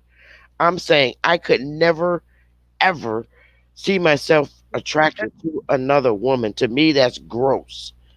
Now, I do not hate the LGBT community. I have a lot of them in my family, but to me, it's just something that just doesn't. It's just not in me. To each his Right, own. right, but once again though, you just said it right there. To each his own. Go I ahead and don't speak on that. condemn nobody for their sexuality. I don't, because If I somebody have asks my plenty opinion, I'm of gonna tell you running my up and down opinion. in my family, Right, right, but right. If and I somebody love asks my my opinion, family. I'm gonna give you my opinion. But once again, it's my opinion. You know what I'm saying? Right. Like I don't, who loves who and who wants to be with who. Like I've always, and they were having these issues about marriage. I'm like, why y'all? It like they were like worried about two men or two women getting married. Why are you worried about something somebody else is doing? You know what I'm saying? Like sometimes you have issues for no reason. That's not your business. You know what I'm saying? Like why would I be mad about two women getting married? I wait. Like let me understand. Like what does it have to do with me? No, I wouldn't be mad because anybody could live any way that they want. I, you know, I love my sister. She's the only one I got, but she happens to be gay. She has two children, you know, and she just that's just her choice. It's people's choice in life. But me myself, I just could never see myself being attracted to a woman. There's nothing about a woman that makes me feel like that. I just don't think a woman can make me feel like a man feels. So I don't know. I don't know. I don't know. But anyway, um, we need like you like we were talking earlier. We need to support our communities. I don't. We lack that terribly. We hate each other so much, and we hate to see each other get over the hump, and that's so painful. I mean, I don't know. I don't know. Like I don't know what we need to do. I don't know why we're like that. Why we don't like to see each other. Just like if a person get a new car, your neighbor next door is angry and pissed, and you know it, it's just so painful. I don't understand it. At one point, we were we show each other love. It has happened. We were a village back in the 30s, 40s, 50s, 60s. I think it all began to fade away slowly in the late 60s and 70s. And it's crazy because in the 60s, when it was the civil rights movement, I don't know, the family just fell apart.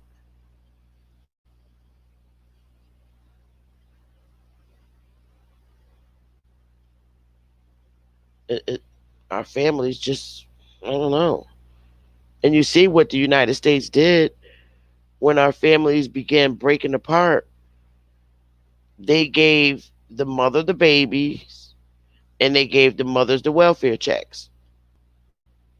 They didn't give it to the fathers. They didn't give the fathers nothing. Everything went to the women. I mean, I've know dudes that got their children and they get the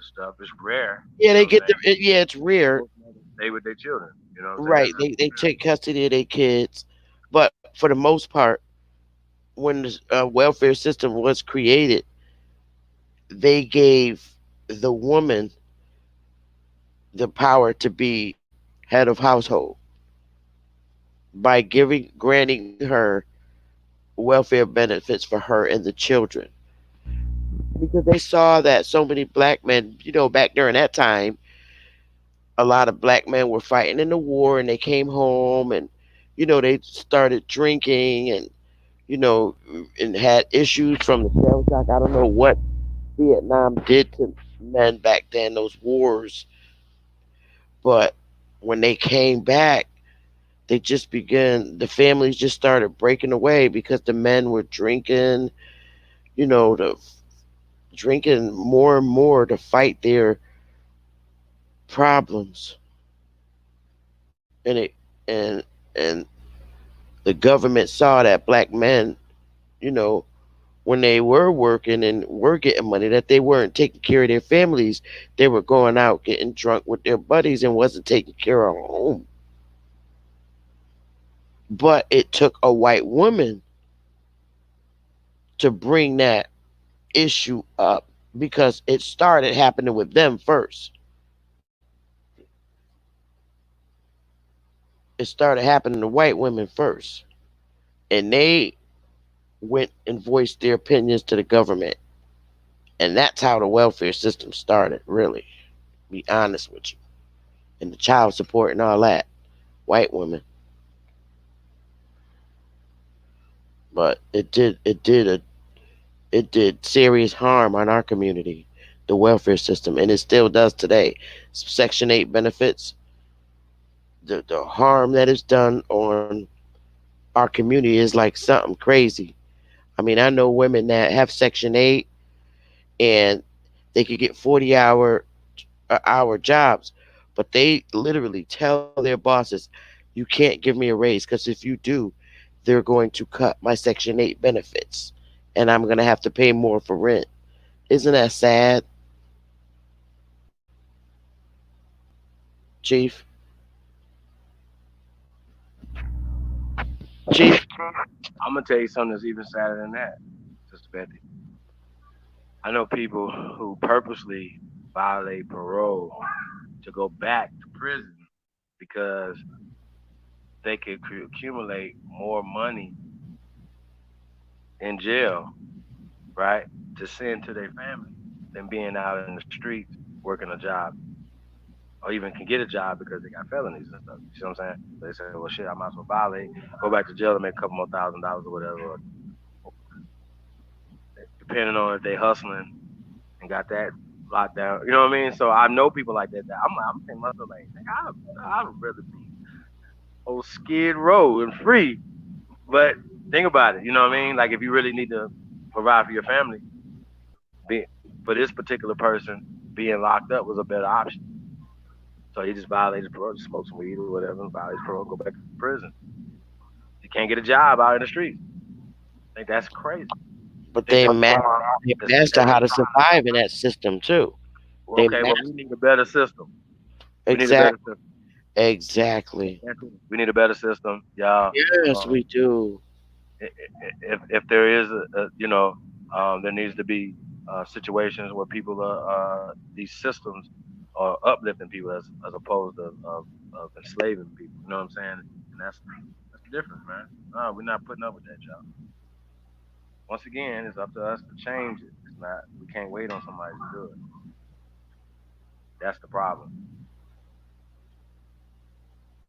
Shit. Some people think drug dealing or stripping is the answer to their economic. You know what I'm saying? So I mean, Oh yeah. day. You know what I mean?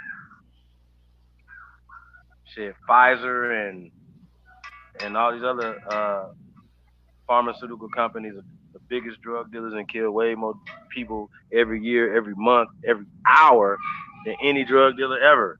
Somebody's dying this next hour off of pharmaceutical drugs. How about that? Somebody's Yeah, dying right now as we speak. absolutely. Oh yeah, Right now as we speak. yeah. Think about it. Overdosing. Yep. How many crackheads you know done overdue you know OD'd on some crack? I don't know Highway. none. I Me don't know neither. I never none. heard of it. So what we talking about? Like somebody's dying right now from pharmaceutical drugs. Right now. Right now as we speak. Yeah. We have so many issues in our community, And and and there's it's somebody just so literally locked up right now. painful. Somebody's literally locked up right now for marijuana. Like it's Yeah. crazy. Think about it. Your Pfizer is killing somebody right now. Right now. The drugs Yeah. they put out is doing harm to people as we speak. Somebody's about to lose their mom and daddy right now. Their son, their daughter, grandma. Somebody's about to die for OD. Not even necessarily even abusing it. We all got friends or people that we know, our family members, whatever, that die. Well, I do know that there's more pale face or welfare than there is in our community. I know that. I never said that It doesn't seem like we that. were um Socially, they make it seem like we the welfare queen. socially right. I did, but that wasn't the conversation, and I hope nobody don't misinterpret what I'm saying or put words in my mouth. Is the I queen of never England. said that it was more black people or welfare than white people. That was never my conversation. Right? But what I just said, what I'm saying is the pain and harm that the welfare system is caused in our community. Right? Well, like I said, I feel like the biggest welfare recipient. Shit, when I was fucking little, I was on welfare. So I ain't no Miss Good Tootie Shoe. I grew up on government cheese. Yeah. So, can you hear Please me? Can you hear misinterpret me? my conversation because that is not Test, my test, testing, I'm testing. Can you sorry, hear me? I can hear you. I can hear you, T. I just, want to make it clear, what I'm saying. I never said that. We're talking about pain that the system has caused our community and what we could do as a people to help our people. And I started out with saying, and correct me if I'm wrong, Chief, that I know so many people in our community that are really great cooks and can bake and really make a lot of money and open up their own bakeries. And we as a people should, there's something that we could do to help them get to that stage where they can open their own bakery.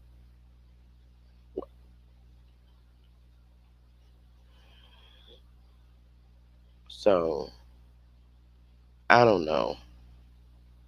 There's a lot of things we can do in our community to help our people,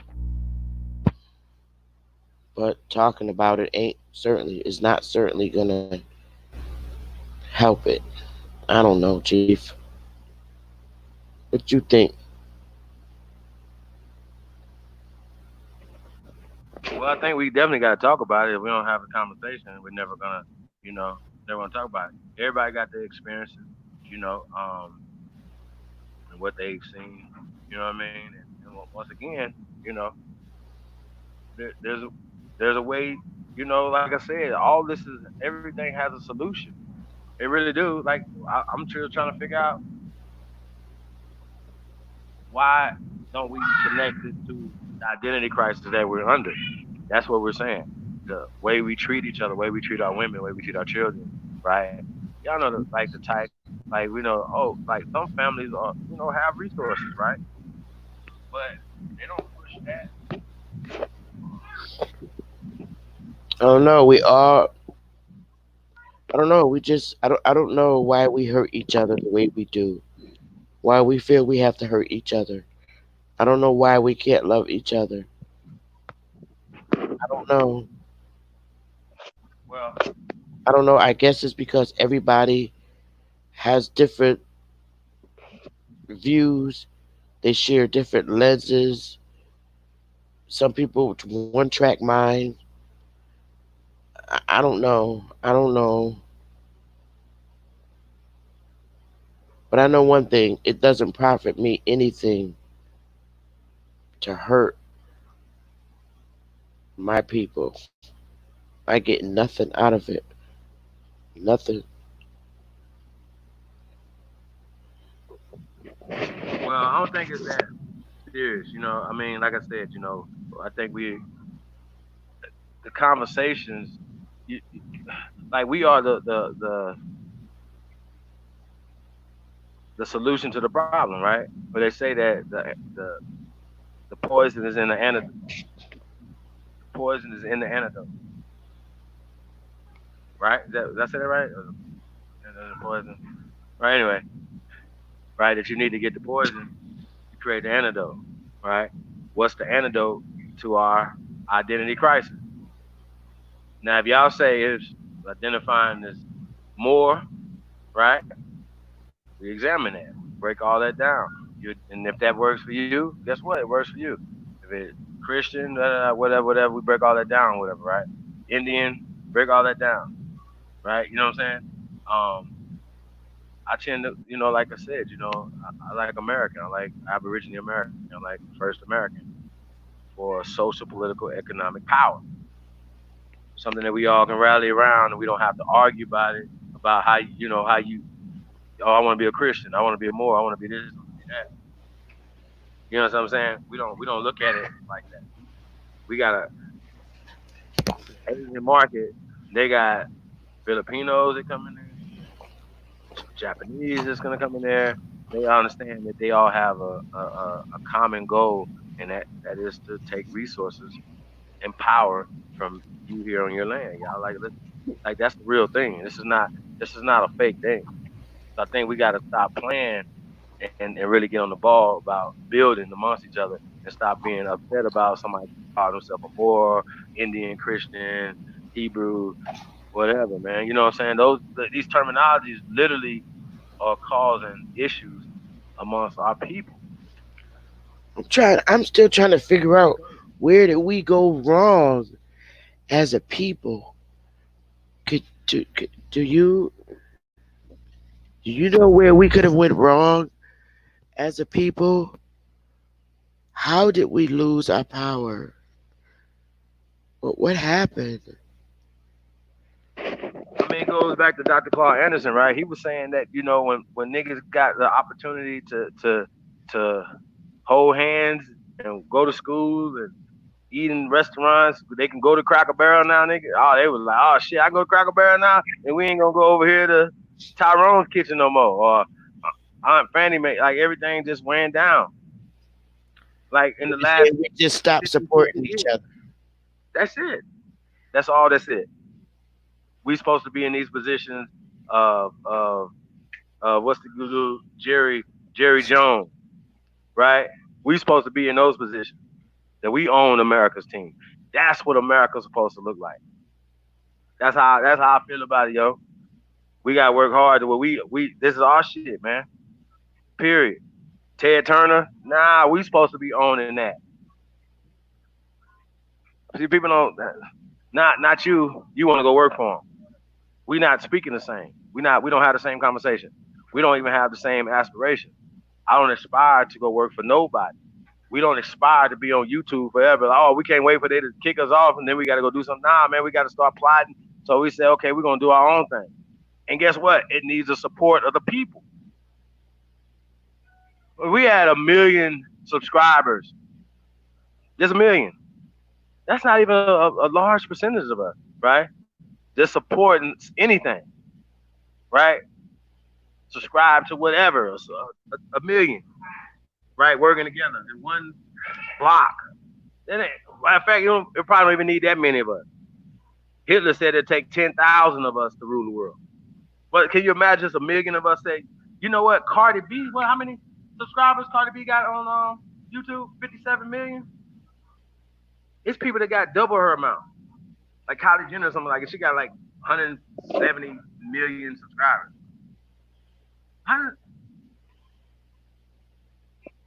dude, she has a social, political, economic block. So companies say, you know what, we should do this deal with her because she has this many people following her.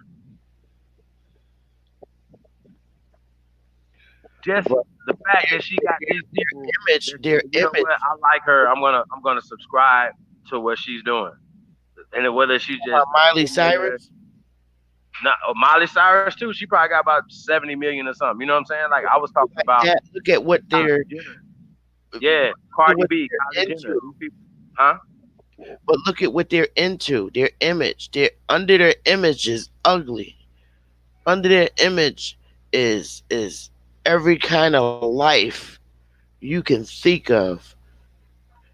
Every kind of filthy life you could think of. That's why they have so many supporters. Yeah, I don't know about that. I think people are people. You know what I'm saying? I don't get into that part of it. Like, Miley Cyrus. if you're not sacrificing babies and molesting people and stuff like that, you're doing good. I mean, like I don't care. Like you're not doing anything negative to mankind or whatever. We good. We Gucci. You know what I'm saying? But other than that, like you know what I'm saying? Like I'm not a prude. I don't get into the.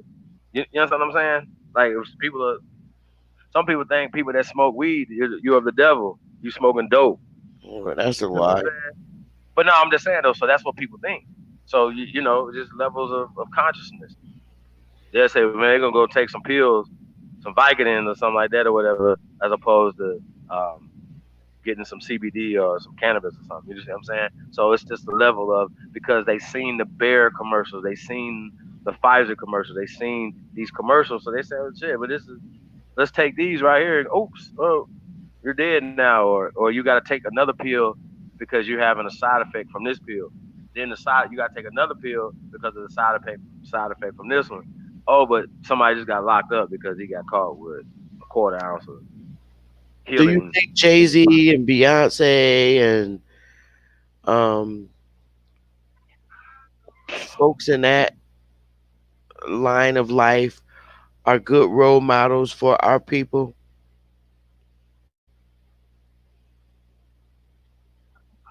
Honestly, yes. What about them makes them great role models for our people? Well, I say, for instance, you said Beyonce, just I love Beyonce. Get me wrong now. That's my baby. that. Well, you already answered the question, then, sis. If I was you've been asking like you me, you've that been following Jay Z's career since the '90s, right? I no, I was asking you that question. I know why I like them too. Right. I mean, but that's the reason. That's the reason. That's the reason. Like Beyonce's in the position she's in right now because she's fabulous. Jay Z's dope. You've been doing business for 30 plus years. You know what I'm saying? So even in this situation with the NFL, people were like they were mad at him, but then there was people like, yo, well, we know he has a great track record, so we're gonna ride with him, you know, because he hasn't steered, you understand my point? And so for me, knowing people as well, but just outside looking in too, just seeing other things that's been going on, like you gotta, like you see somebody that come from the projects and now and then come up through the mud, so to speak, or has some of the similar stories to a lot of the guys that you say don't have an education, right? He don't have an education, no education for that matter, but he still has managed to hustle and put himself, you Who don't know, have an in the education? line. Jay Z, I think he dropped out of high school to rap. Like he doesn't have any degrees. Last time I checked, Beyonce, I don't even know, did she graduate from high school? So either further lets me know that shit, school might not be as important as they making it seem like. I know college isn't. I went there, so can't nobody tell me shit. That shit was indoctrinating. Beyonce went to a gifted and talented school. For dance, to dance, to act, to produce. Don't get it twisted. I'm sure she, if she wanted to be a doctor, she would be a doctor. Like, you know, her parents are brilliant people. You know what I'm saying? Her mother, her father, like, Chief Ram Rich donated. shout out to Ram Rich. Thank you, brother. And shout out to everybody, man, that support the real, man. We definitely appreciate it. But when we're talking about role models, right? They've always funded our so-called role models, from Cab Calloway to shit, Jim Brown, everybody that you ever seen, they've always put them in that position. I say this far as Jay-Z, for instance, right? If, like, once again, if you know where he came from, as far as Rockefeller with Dame Dash, they were independent. So they actually kind of, I don't want to Tell you say the truth, bullied their way I in, didn't know but Jay Z. I never heard of him. of who? I've never heard of Jay Z. To win. Um, until he made that song, "It's a Hard Knocks Life." I mean, yeah, that was 98. That came out in 98. Wasn't that him? Yeah, no, but that came out in 1998.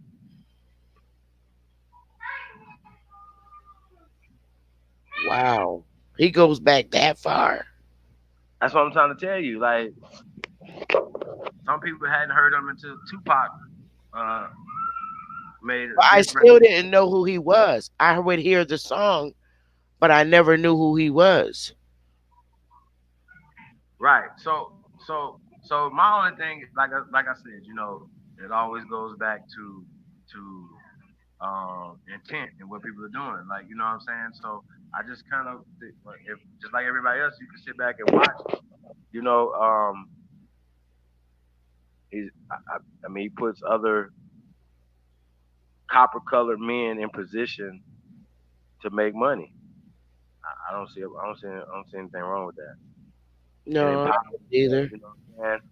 Like, y'all gotta think about it. Like, you know what I'm You saying? know Like, what, Chief? There's such a huge huh, portion of men, young men coming up in our community that's fighting to get that life and wasting they want to get, they want to rap and I mean, once again though, but there's nothing wrong with it, but it's taking so much out of them because they don't get recognized. Only a few do,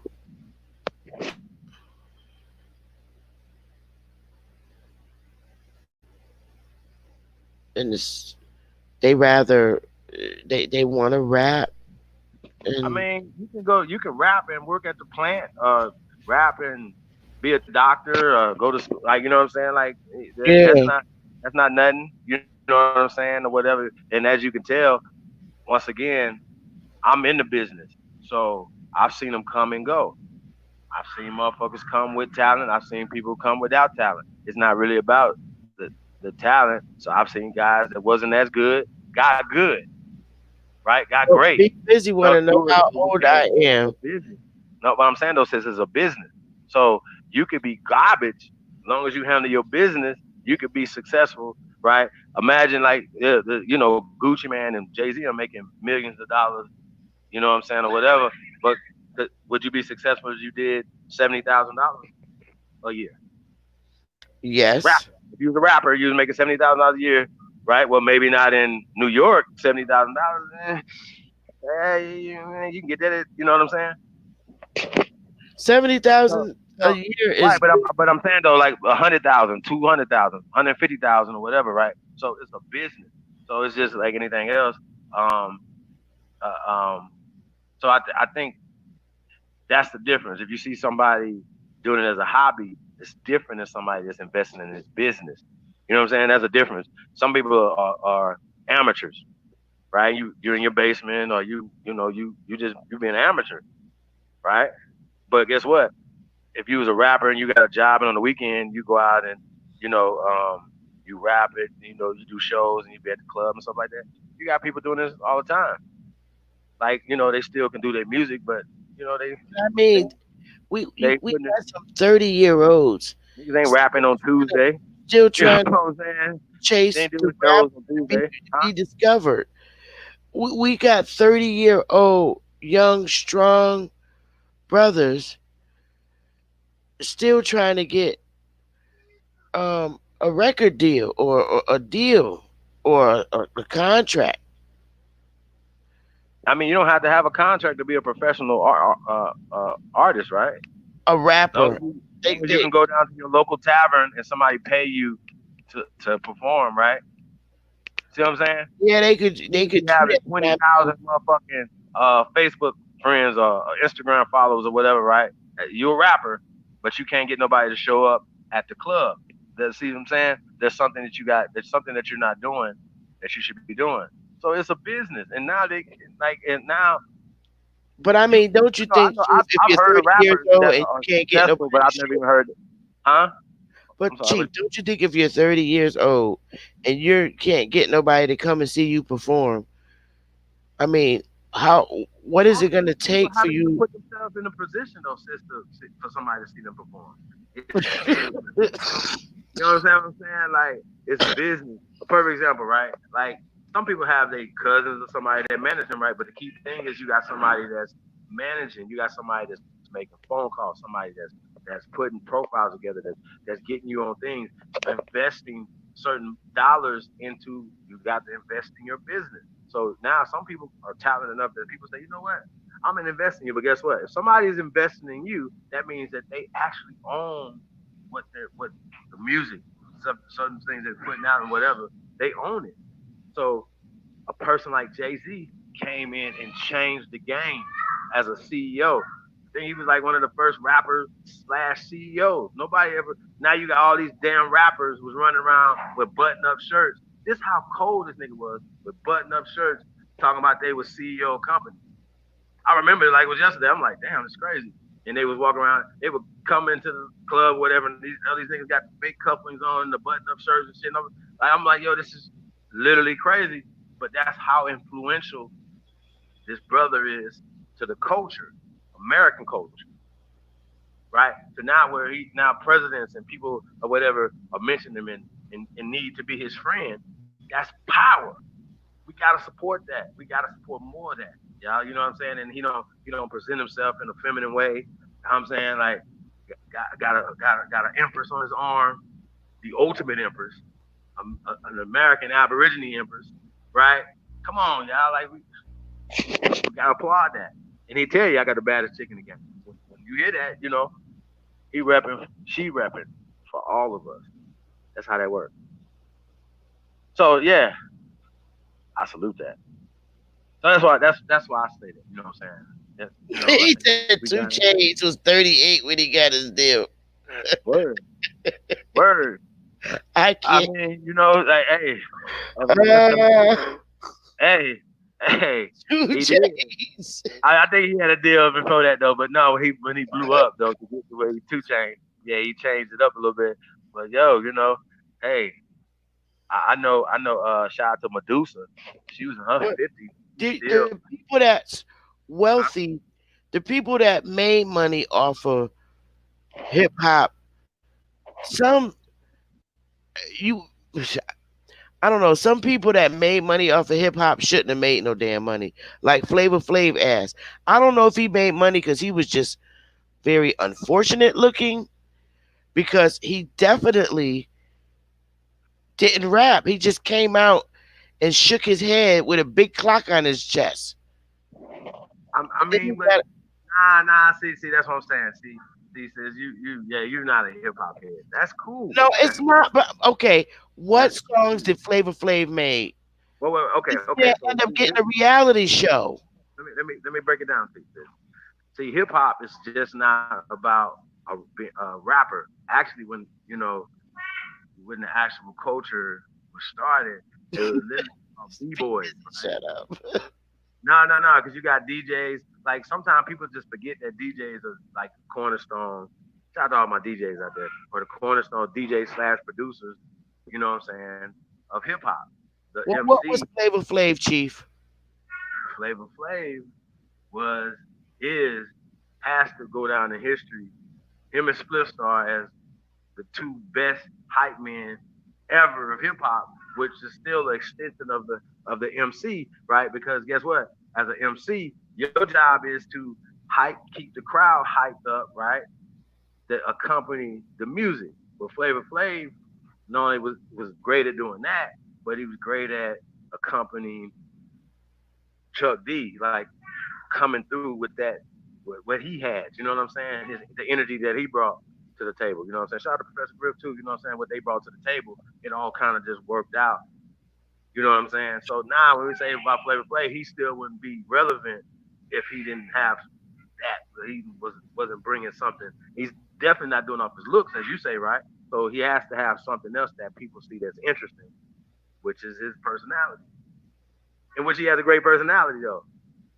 Shout out to Flavor Who? Flav, you know what I'm saying? So it goes back to that, you know what I'm saying? Like, and he struggled, you know what I'm saying, before the era of reality TV, right?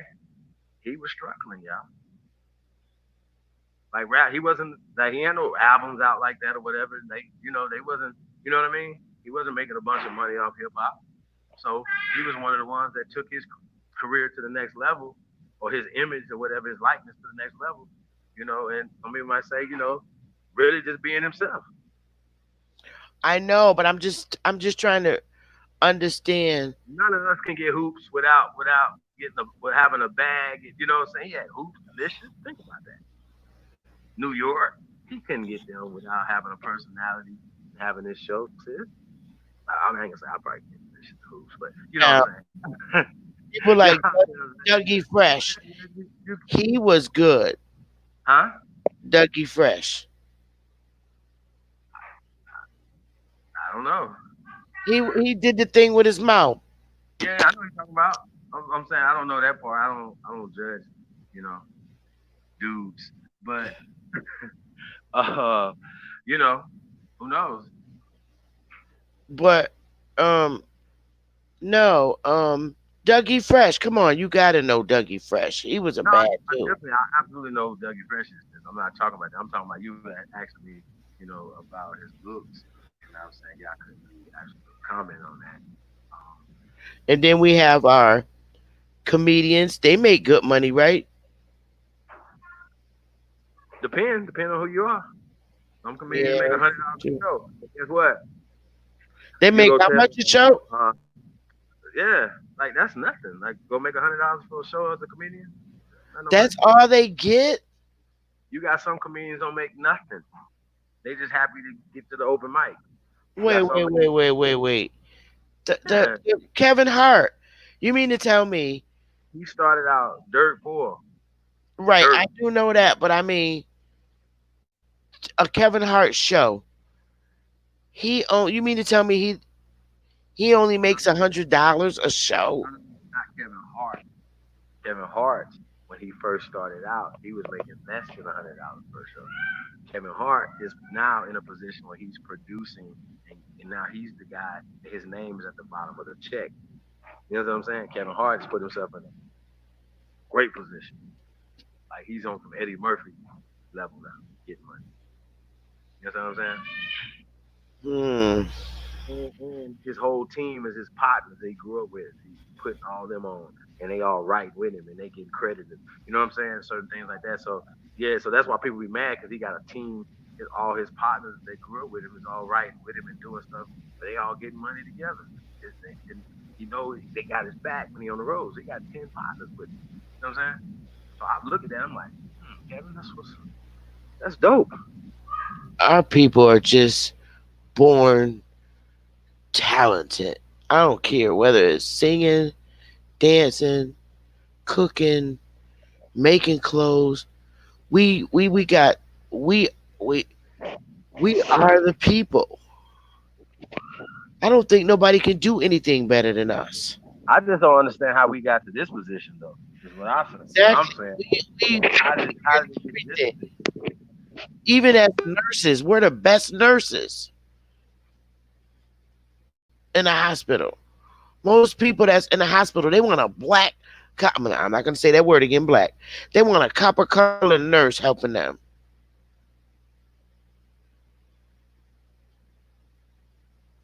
We master at everything we do, and I just don't understand. And because of that, because we are so talented in everything that we do, why are we not up off our feet as a nation of people? Shh. We master everything we do.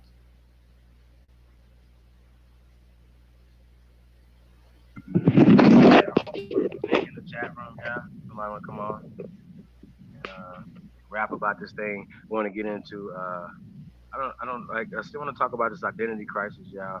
Oh, The thing that we have, and I think at the same time too, we got to stop being so easily uh, led into a way of thinking. Like, you know what I'm saying? Like, how they just make us all think the same way, and then the ones that don't think, they say, "Well, I vote for Trump." Oh, well, y'all got to think y'all cooning or y'all think a certain way. But last time I checked, all of us, and that's all of us, right? Like Trump. I think I don't, like I said, we can't expect somebody not to look out for his people, his community, right? His cronies, his, you know what I mean? So we gotta expect that. Like people get in office or whatever, they like Dr. Claude Anderson said that they put judges in place and do certain things or whatever, to insulate themselves and they crony friends and stuff. You know what I'm saying? Because now, guess what? If you got a judge in there, he's your partner. You put him in a lifetime position. What, you know what I'm saying? He's never gonna do nothing to you and your partners. Think about that. So we got to start thinking like that. You know what I'm saying?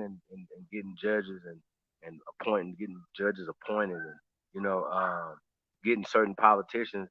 Like I said, I like Sister Nina Turner. For 2024.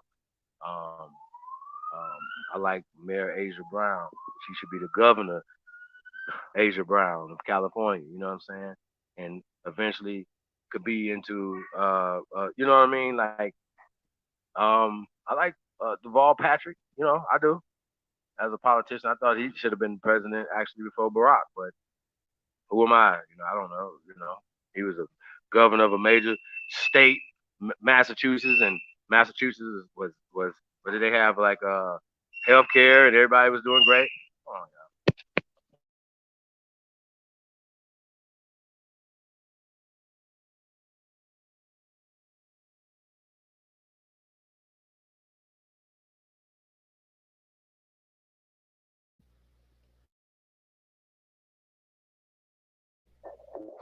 yeah. So this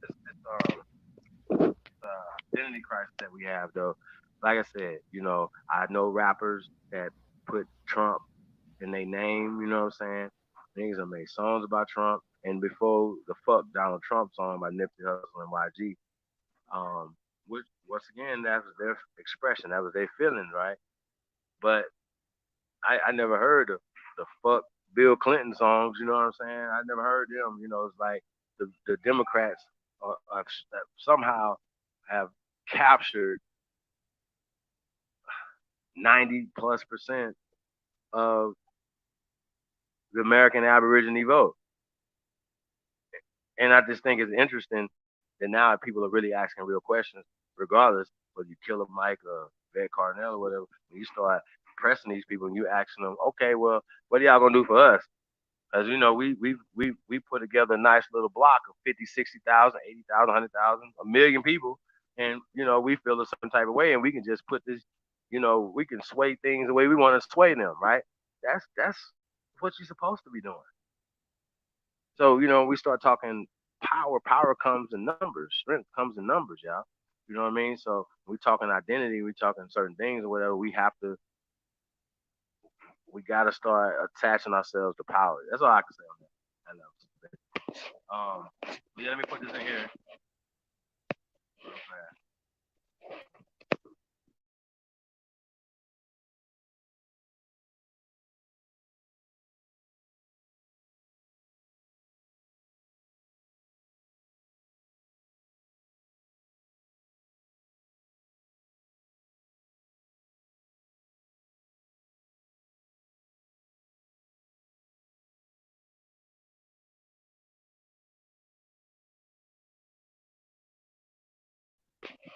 Yeah, links in the chat room, man. Anybody want to come on, man? We're gonna have this conversation. Um, Sorry, Chief, I had to step away for a second. oh no, that's all good. I thought Lotus was coming on and AP. Yeah, I don't know. I don't know what happened. Hmm, interesting. I wish somebody would come on the panel. That'll be Yeah, nice. man. Happy birthday to my brother D Brown. Hey D Brown, that was me called you. I text you too, man. So that was me. 702 hit you up earlier, man. But yeah, man, happy birthday. Happy soul day to the brother. Some people say born day. You know what I'm saying? So happy holiday, man. Today's your holiday. The brother D Brown, man. So we're gonna dedicate the show to the brother D Brown, Mr. Brooklyn in the building. Peace to the God, man. There's a root word out there. Miss Lita 5484 Davis in the building. Peace, Empress.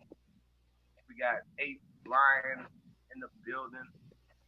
Ocio to the God said Al is a fraud. I'm sure he's talking about Al Sharpton.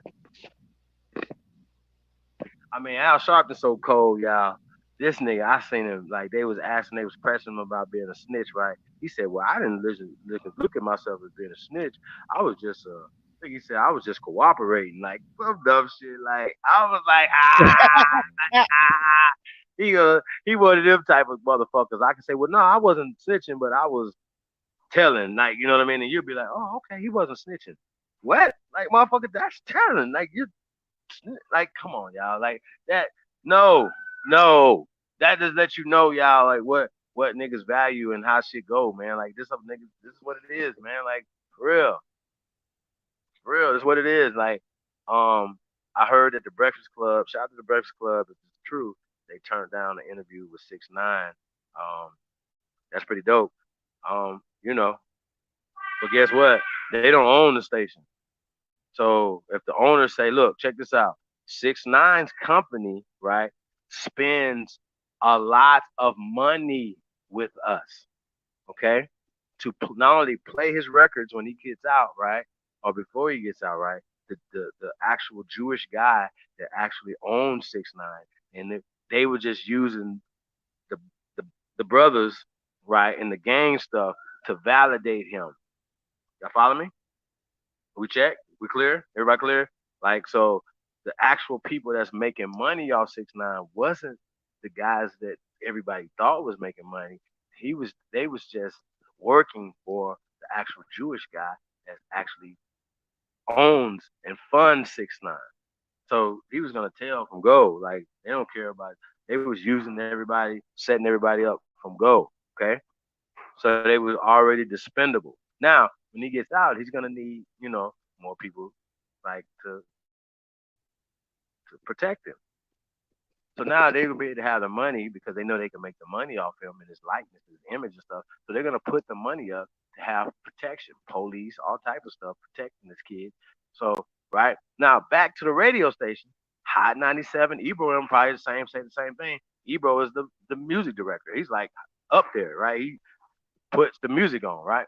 They're gonna say, Ebro, we don't care about what you talking about. These people pay money, and he's my cousin or whatever that owns Hot 97 that owns Power. What the Breakfast Club is on, right? 105, whatever, right? Anyway, these two entities, right, are gonna come to these guys and say, hey, look, if you don't play this 6ix9ine music, put in your resignation.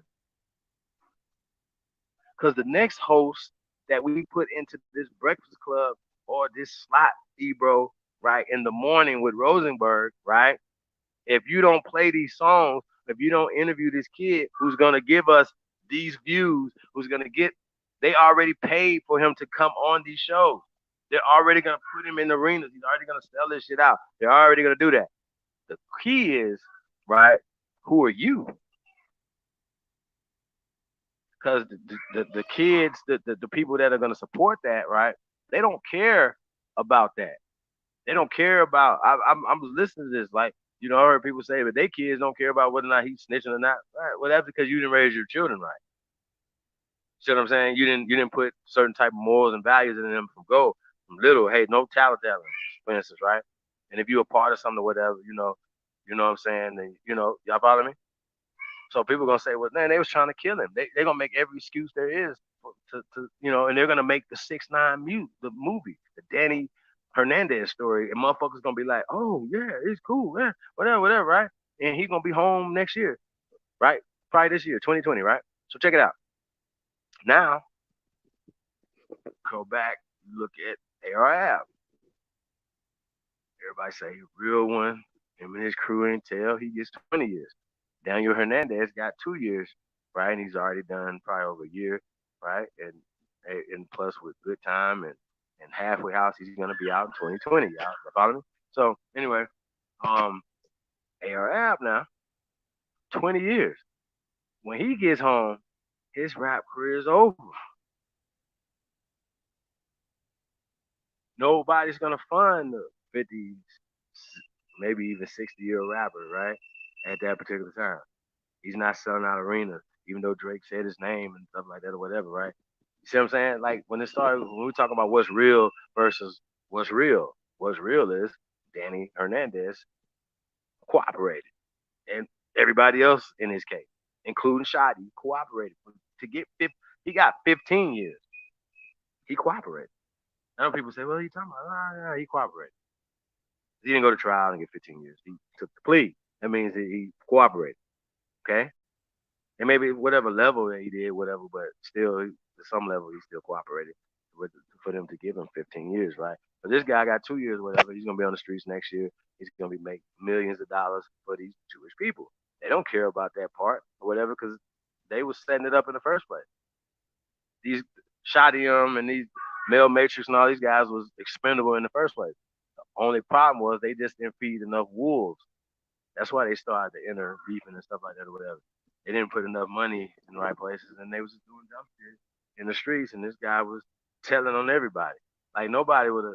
Like who puts people in this in your organization and they get you hot, especially if you still gotta go do all the things.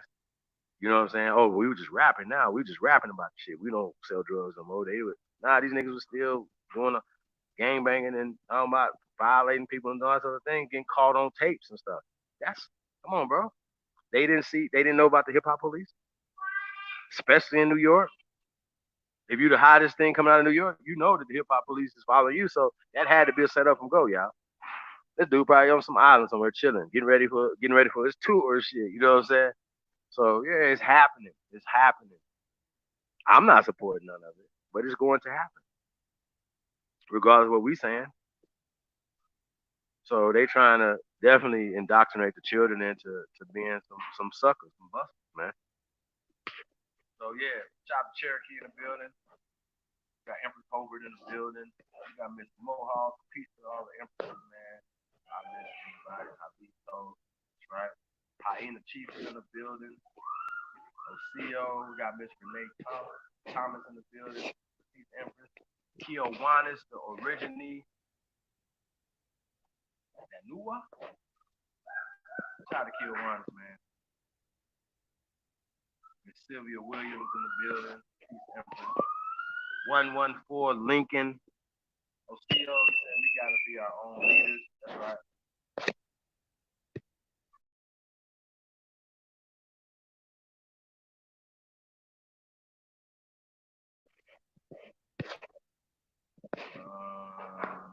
They said we gotta be our own leaders.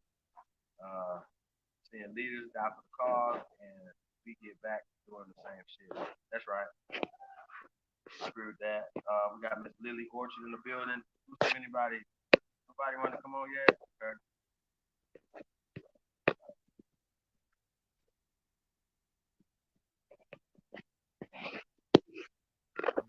Chief, Yeah. so there's no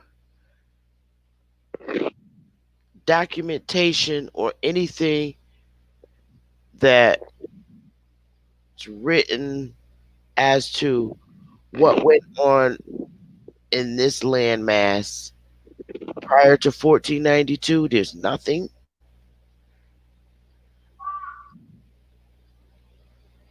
Say that again. I'm saying there. So is it that there's nothing in history that speaks about what was going on in this land prior to 1492? Of course there was. No, I'm saying there's nothing written in history or nothing. I'm saying, of course there is. Of course there is. We don't mean that they can't hide it in the basements of universities or museums, or you know what I'm saying. Or once again, they're swapping who the people that they're talking about. You understand my point? Like before they came here to create a mestizo, this was Egypto America, right? It wasn't Mesoamerica, right? Which is still it's still darker than it. Like the dark people of the America still outnumber everybody else. I don't think motherfuckers understand that. So we have, uh, come on, like if we talking numbers, then what we have to do to make those numbers matter, organize. But we still don't have a clear understanding of what they called us in those days. Nah, What we I how we identified in those that days. doesn't matter.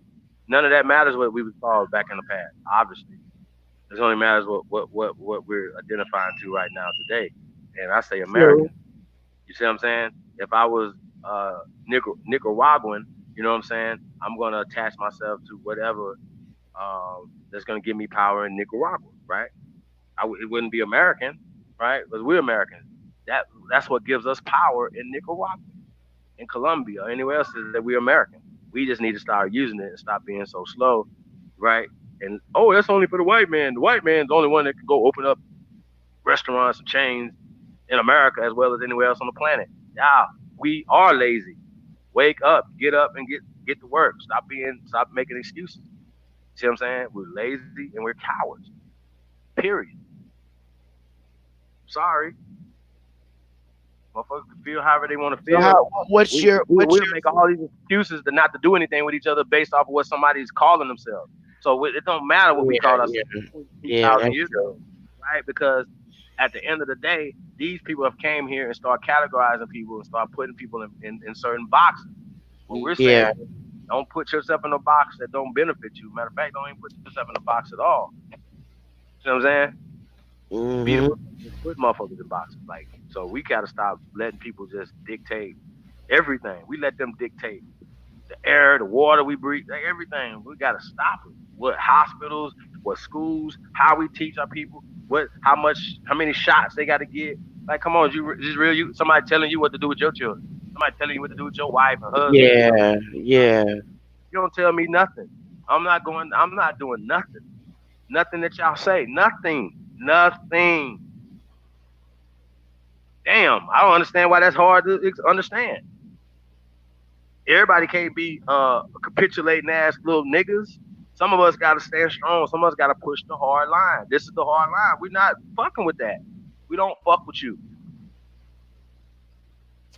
I don't know how hard that is. Like people make shit too hard. That's not rocket science, bro. You making it rocket science. You know what I'm saying? Oh man, they doing this, they doing that. Yeah, aren't y'all got the same book? Yeah, okay. Well, that that's enough to go in the room and get something done. It's time out. They keep hearing this shit. And niggas is saying stuff obviously is because you guys are deflecting from the work that you're not gonna do this year, next year, the year after that. You don't even have plans to do no work. What work does the NAACP have planned for us? I'll None. wait. What Nothing. about how about this? How about this? How about this? How They're about this? full of What about the shit. Democratic Party? What about the Democratic Party?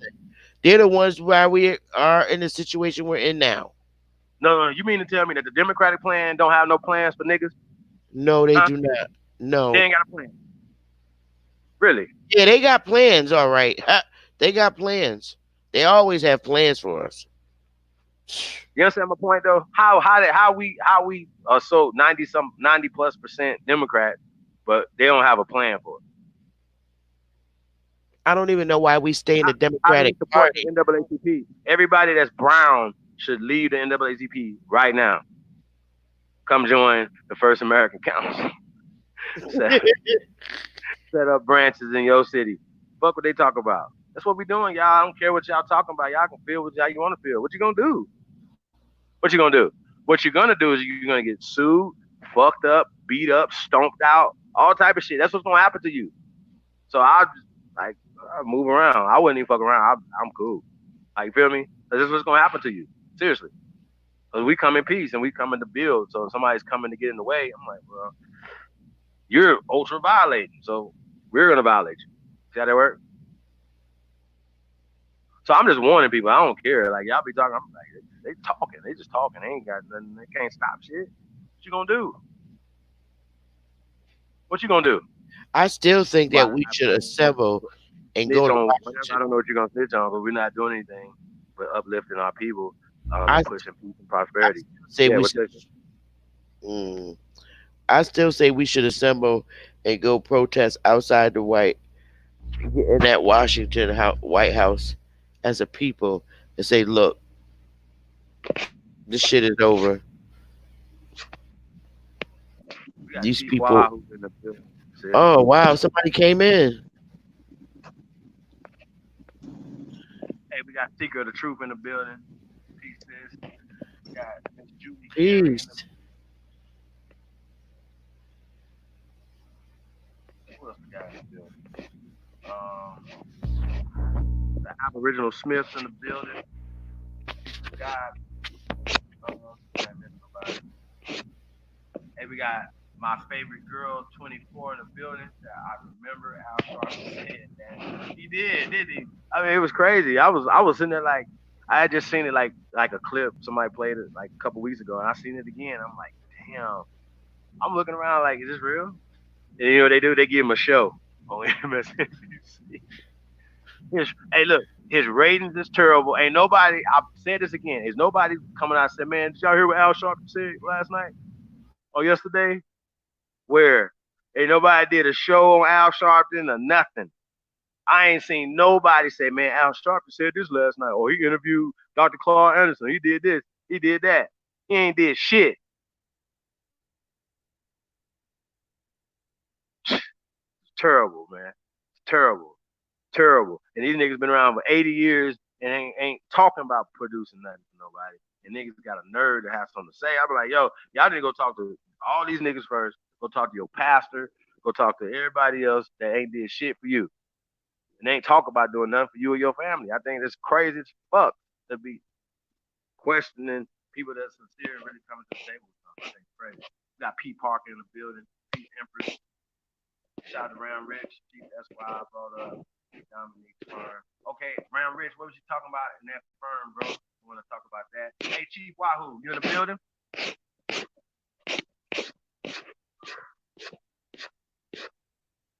You got to unmute your mic, bro.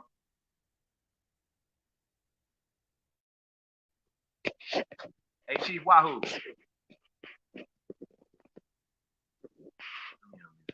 Is this mic muted, Chief? Wahoo? Yeah, I'm trying to unmute it, but it won't unmute. You might go out and come back. Got to Chief Wahoo in the building. Hey, Quando Jackson, I vote for Brewster's Million. We got Kyle in the building. Peter Kyle. Oh, Ram Rich, we was talking about infiltrators, right? See, the great part about this right here, we're not even worried about that. Like, it would be like, yo, they're gonna send somebody to infiltrate, right? But you gotta work to be a part of what we're doing. See, like, man, shit, man, it's hard over there. They put me to work. Like, you know what I mean? You gotta work. Like, you can't be a part of this and you don't put no work in. So we're not even worried about it. Infiltrators gotta come in and you're gonna have to come in and build some shit. You know what I'm saying? Build a facility, all type of shit. Go get you know what I'm saying? Like, nah, we cool. So we're not worried about that. Remember, it's called espionage. See, we gotta get sophisticated in how we move it. Somebody's fucking around, we're suing you. We're yeah. We're gonna sue you. It's called slander. It's called like yeah, espionage. It's called all the things that people are doing when people who are doing things or whatever. It's un-American. It's against the American people. You should be deported, bare minimum, minimum. Should be in prison in the country that they deport you to, like all type of shit. Like you know what I'm saying? You got money, all that money should go to who you were fucking with, everything, like all that strip you down to nothing. Don't say it can't be done because it can be done. So we gotta start having these type of conversations. Like, yo, to violate American culture, American people, you should be deported off top, in prison, deported, all type of shit. After you got a prison and go, like, we don't even want to house you to be feeding you nothing. Like, we send your ass up out of here. But they had motherfucking uh Mandela at go out there. I don't care. You getting up out of here. Yeah. Chief, why can't we write a certified letter, right? Uh-huh. And then get as many signatures from the Aboriginal people as we can and send it certified to every congressperson, president, You know what, Sister Betty? We and thought the about nine that Supreme before. Court justices. Hey, check it out, right? We thought about that, right, before we did the declaration, right, to do a petition. But then we thought about it, right? We don't have to petition shit. We just have to No, declare I'm not who we saying are. petition. I'm No, not no, no. saying I'm saying, like getting the signatures and stuff like that or whatever, right? All we got to do is just declare who we are, and the Declaration of Reclamation is exactly what you're saying. We just got to get people to back it and actually get it out to as many people as possible. So guess what? Just the same way that these motherfuckers were speaking for us to be African American, we're speaking for all so-called African American, the 98 percenters. Shout out to Claude Anderson, Dr. Claude Anderson, right? Shout out to Dr. Claude Anderson. Um, yeah, we want everybody. They just gonna pop up one day and be like, well, you guys aren't African Americans. You're actually First Americans, aka the American Aborigines, aka American Indians, right? See how that work? but Chief, we do Right. need the signatures of the Aborigines because that's what gives the letter even more power. That one person, they're going to look at it as just one person with an opinion writing the No, letter. we speaking for the letter breaks that down. We speaking for over 100 million people, sis. Right, but we have to have almost that They many didn't have people to have sign that. it. They didn't have to have that. They had 5 people that petitioned the Department of Interior. The Department of Interior knows exactly who Sister Betty is. You never even had to go to the Cherokee Yeah, Nation. they do. They know who I They know am. exactly who you are, right? Because they are. You have to go to them to get the documentation. We got to go to them No, to I'm take the saying petition. writing a letter. No, I no, think no. I'm You know what I'm saying confused. though, right? We already got a letter. We already got something for them. We don't need. Once again, we're speaking for all our people, even the ones that don't know. We speaking for them. They know exactly who everybody is, and they know exactly who everybody ain't. So we don't need a fucking another Indian bureau to be checking Indian pedigrees around this motherfucker. Because guess what? Once you I get don't to want start it, but playing the Chief, you don't game, need to send it to the Department of Interior. I want to huh? send it to Donald Trump and every legislator in that motherfucker. You got it. That's why we. That's the declaration. The declaration is for them. We don't need all 100 million of us to sign a petition or something that we already know that we're declaring. We're declaring this. But Now, don't you think if just one person sent it, who's gonna sign it? You, me, and then they can say, no, "Oh, two people are calling or writing us a letter," no, even no, though no. we're speaking We on behalf remember of them. we're speaking for all copper colored Aborigines that they found when they came here, sis. We're speaking for all their descendants. I We don't. know what you're saying, Chief, but I'm speaking from a political standpoint. Right. Signature. They already once again, sis. They knew how many people that they changed to African American. They knew how many people they changed to Negro. They knew how many people they changed to color. They knew how many people they changed to mulatto. They knew how many people they changed to Black Indian, which was one of the things they used to call us. Right? Let's be clear. So we have to understand that they already know that we didn't come here, that we already was here. Once again, shout out to Dr. Claude Anderson, which at the end of the day is the most qualified human being that comes out of our community. Period. Maybe Condoleezza Rice, because Secretary of State was pretty, because she could have became the president if something happened to Bush and Cheney. Right? She was next in line. So I say Condoleezza Rice, and then you got to say, there hasn't been anybody else that has reached higher in government than maybe the Attorney General. You know what I'm saying? Maybe the Attorney General as well. That's high. That's pretty high.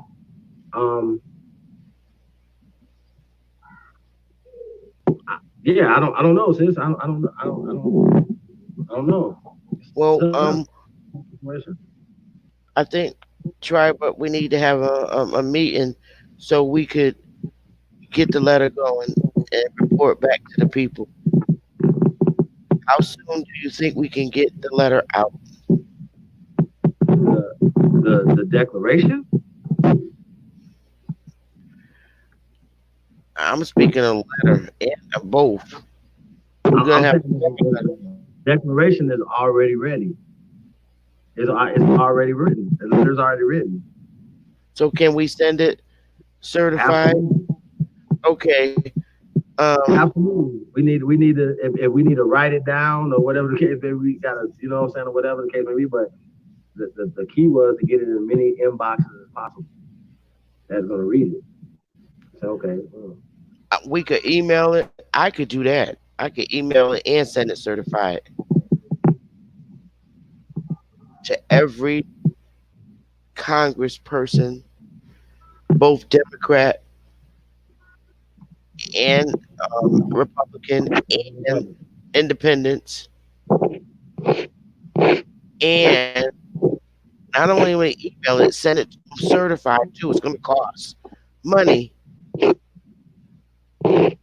Send them certified and regular mail. We could do it. So we could have everybody donate. This is the kind of stuff we're asking you to donate for so we could pay for that postage. Because y'all know sending a certified letter costs at least $2 or $3. And we're talking about sending it to each person, each congressman, congresswoman, both Democratic and Republican and independent, and to the President of the United States. That's what I'm talking about. And I can email it. I don't mind sitting here emailing it from my home. Me and Gretchen can do that. You know it. We can do it. So the sooner we get the declaration, the sooner I can get it popped out in the mail. And I want to send it all together on one day so they all get it at the same time, and then flood their emails.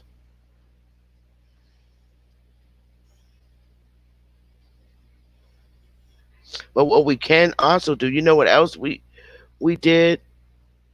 Same thing the unions do.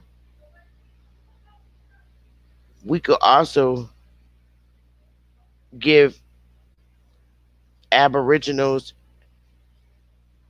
that be here in our chat room, we have their emails. We can send them a copy of the declaration, and they can also forward it to congresswomen and congressmen. They all have email addresses. If each one of us get together and forward it, we'll be flooding their emails. We'll make noise. That's how you do it. Yep. That's the next thing. Everybody forward that. If we email it to all our Aboriginal people on our distribution lists and tell them to forward it to congressmen and congresswomen, because we're all in so many different states, so we could have that person that's on our distribution list forward it to their senator, I mean, their congresswoman and congressmen in Washington. That's how you get it there faster.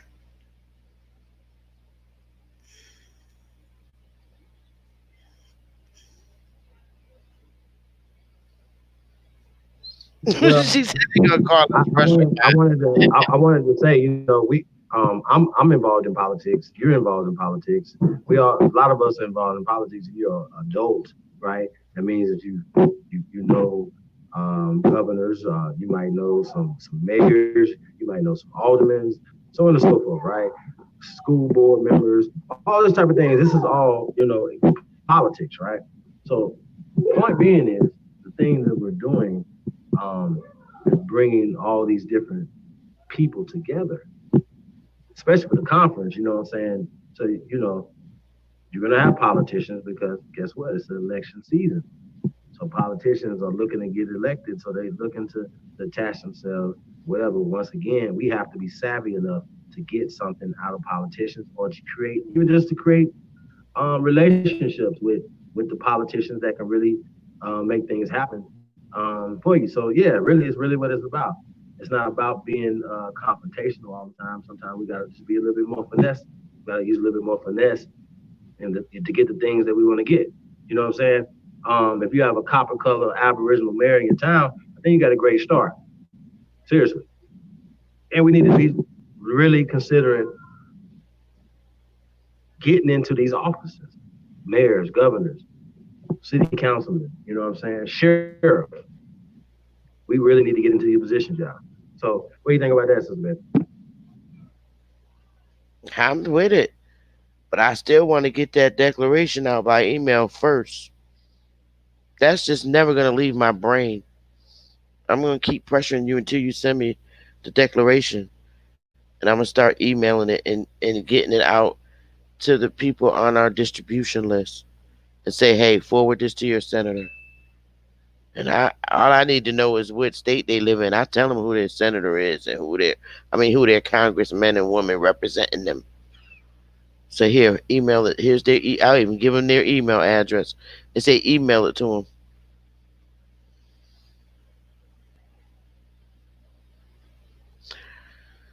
them. One thing about me, when I say I want to do something, I want to do it, and it's never gonna leave my mind until I do it. I hate waiting. I'm impatient. At this point, I'm severely impatient. I really, if the declaration's ready, then I'm ready.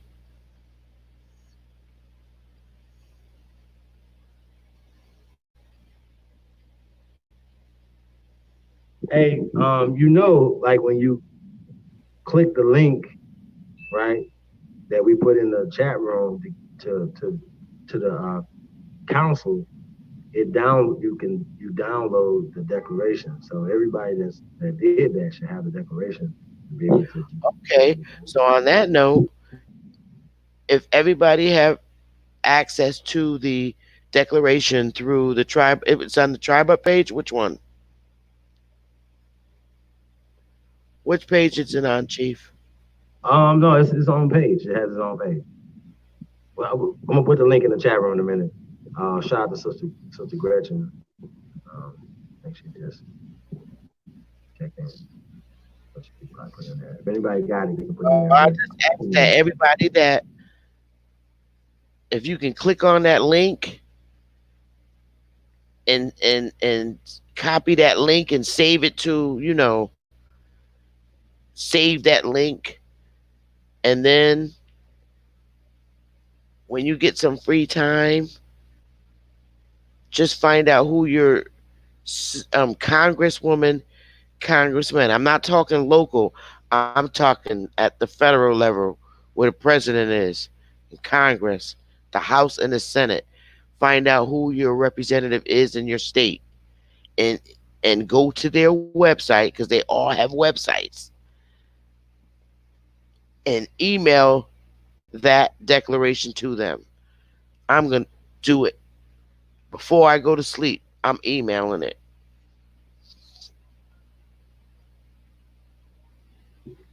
I mean, our identity is the most And then important also thing. email it to the president. Go Yeah. to email it Mhm. right to the White House. Same way they be emailing us, we email their ass right back. I do it all the time. I be like, all right, y'all email me some bullshit.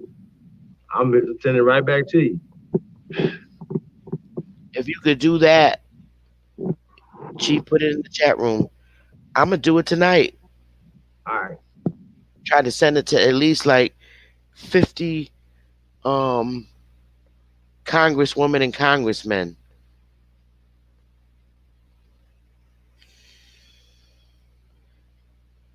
You send it to 50. I'm gonna try to send it to 50 because it is tiring.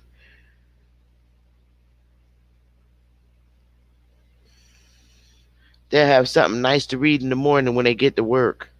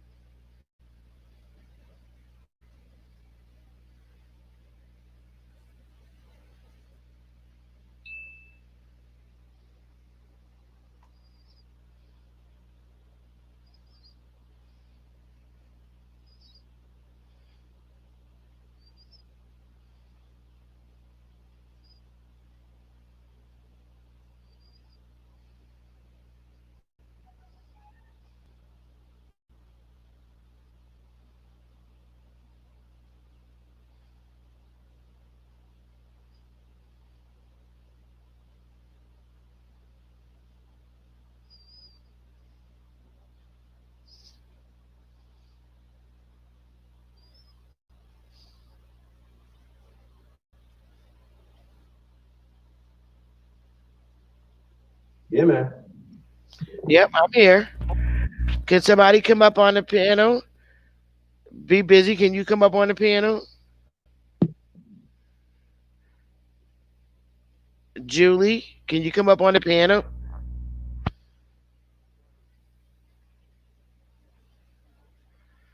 Oh, it should impact. It should make noise. I wouldn't be surprised if you didn't hear something on the news immediately. They're gonna start talking about it on. We can send it to the news station too, especially Fox News and CNN. But I would rather, I would really like for us to send it to our congresswomen and congressmen at in the loads. And then if you send it to your own congresswoman and congressmen, both Democratic and Republican, that represents your state, if you send it, look, pick anyone after you send it to your own, just pick anyone to send them to. After that, just keep sending them to different congressmen and congresswomen because we want that we want to make some noise, and they're going to. We're going to hear it. We're definitely going to hear it in the news.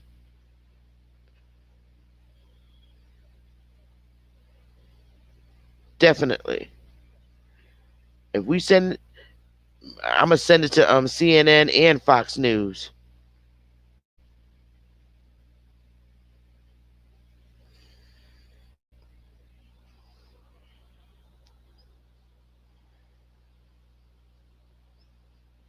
You there, Chief? Yeah, no, I'm here. Yeah, that's really what it's about, man. Just getting it out to everybody. You know what I mean? To be honest with you, the more people, the better. I think we gotta get it to where we can just send it without having, people having to sign up. They just go right to it, read it. You know what I'm saying? Not even having to download it. Just be like, boom, there you go. You know what I mean? Because a lot of times, if somebody sends you something, you gotta download it. You might not if there's any steps to it, like people might not want to fuck with it. You know what I mean? So you gotta make it as simple as possible. That's how I feel about it. Nope, not at all.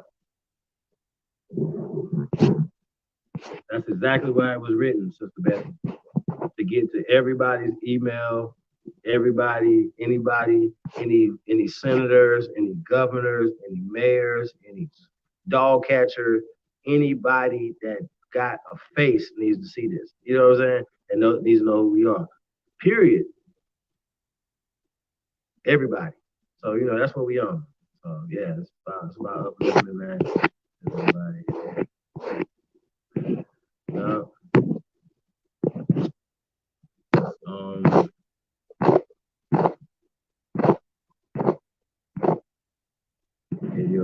ADOS hit the news a month ago. Why they silencing us? So Miss Leader, see, that's the whole thing. They don't have an answer for this. They can't. They don't even know how to figure out how to get around what we're saying, right? ADOSM is still steps leading, you know, leading home, leading to us. You know what I'm saying? To be honest with you, so we just gotta figure it out.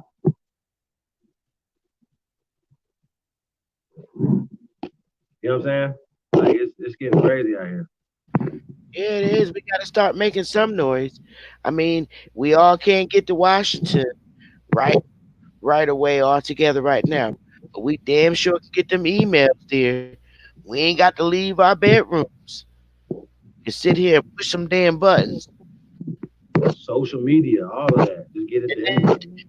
after Anybody you push your button, turn the damn news on.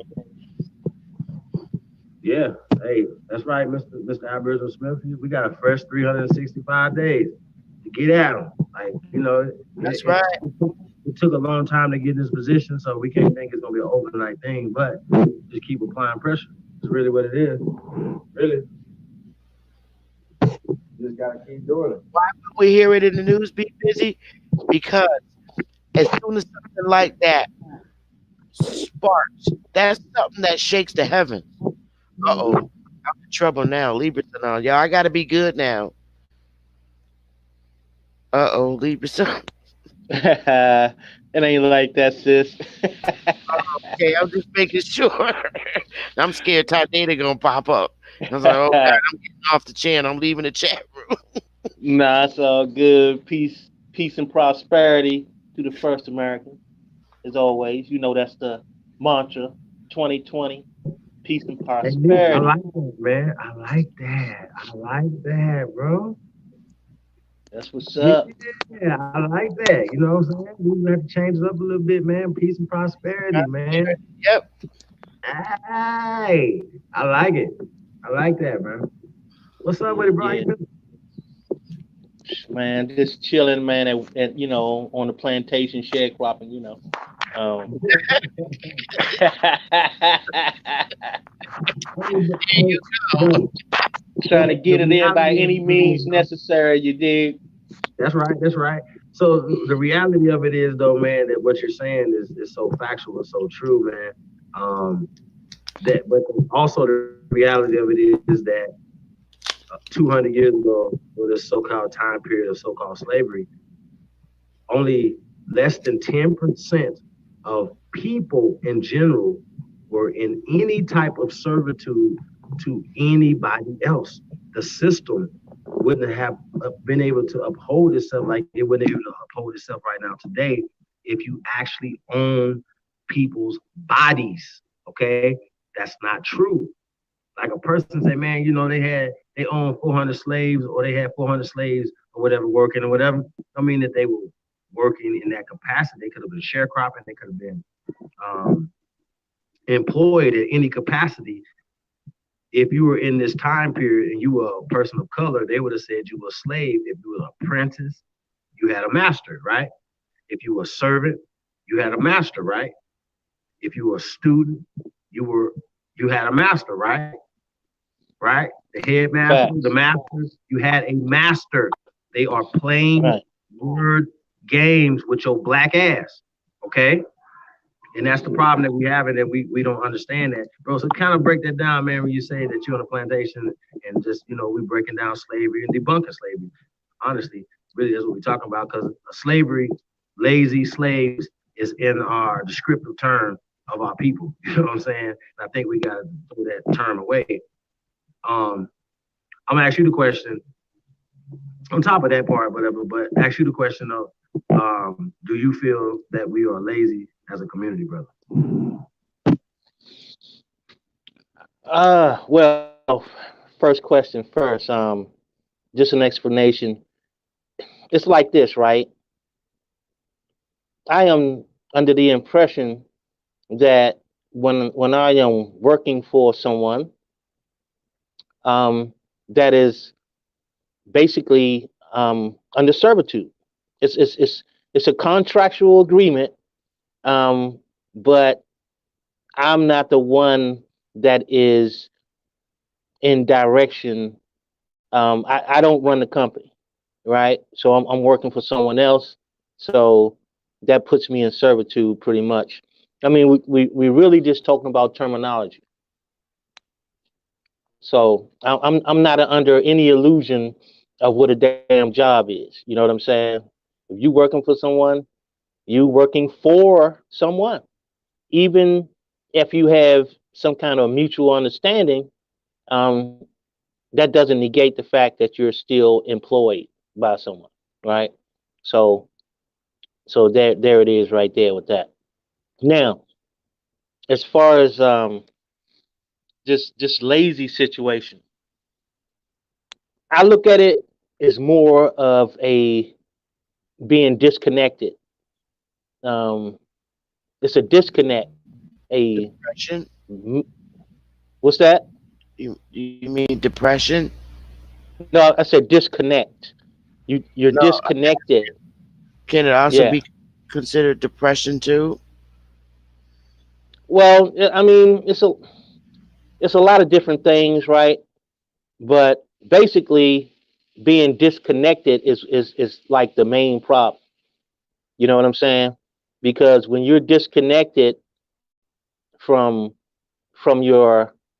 your past, and you don't really see future, and you're just living from day to day, I mean, that's a disconnect.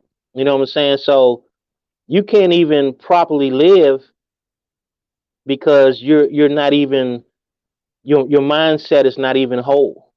You know what I'm saying? So that's gonna make it difficult for you to do things because you're doing things and it's not like it's planned.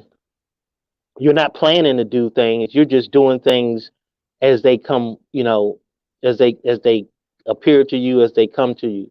So you're just living, um, reacting to to basically whatever's going on. Um, so yeah, it's a huge disconnect.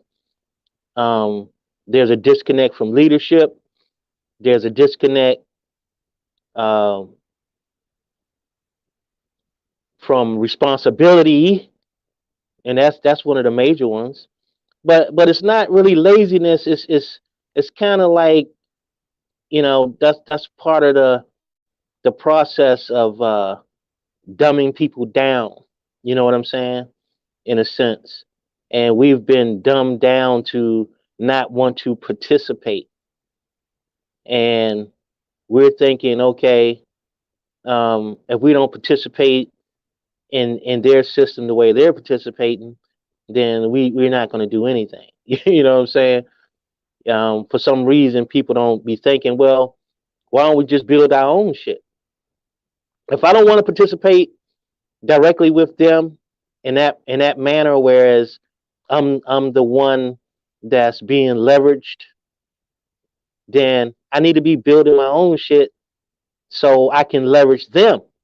They need to be my market instead of us being their market. And we are everybody's market. We are the customers to everybody because we feel disconnected where we can't even build our own and treat them the way they treat us. That's a real disconnect because everybody else get it. They come to this country and they build.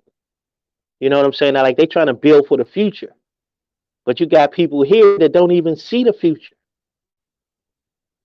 They don't even look at the future. Like damn, how can I plan my steps to advance when all I'm doing is reacting to whatever someone else does to me? You know what I'm saying? So I mean, it's a real disconnect, and we gotta one of our main purposes is to reconnect. You know what I'm saying? I mean, that shit is even in our own families, our own relatives. We're disconnected from. So that's a real thing. You got people that live, 20 miles from each other, never speak to each other. Like they might as well be living all the way across the other side of the country. But that's how disconnected we are.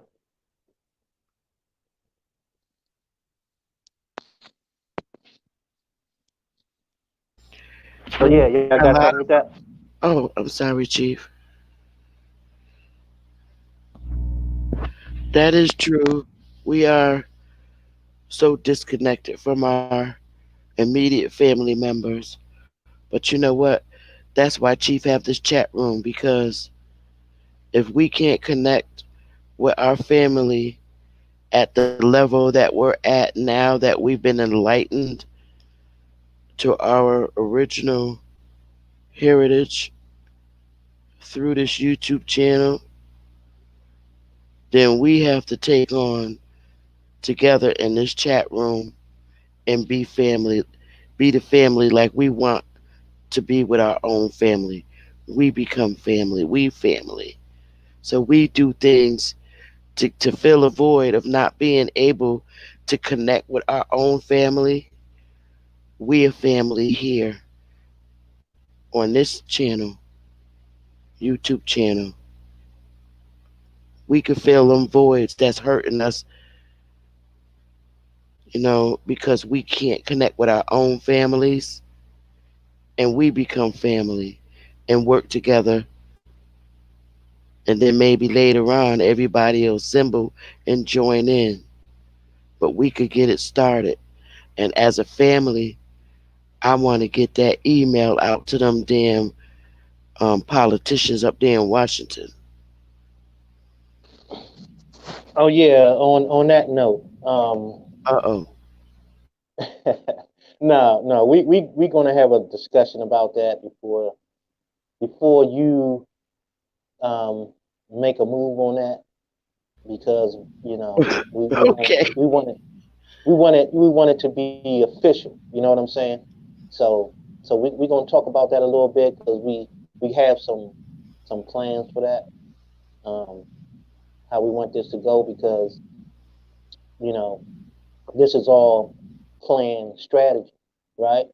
So we're not doing anything. This ain't no emotional.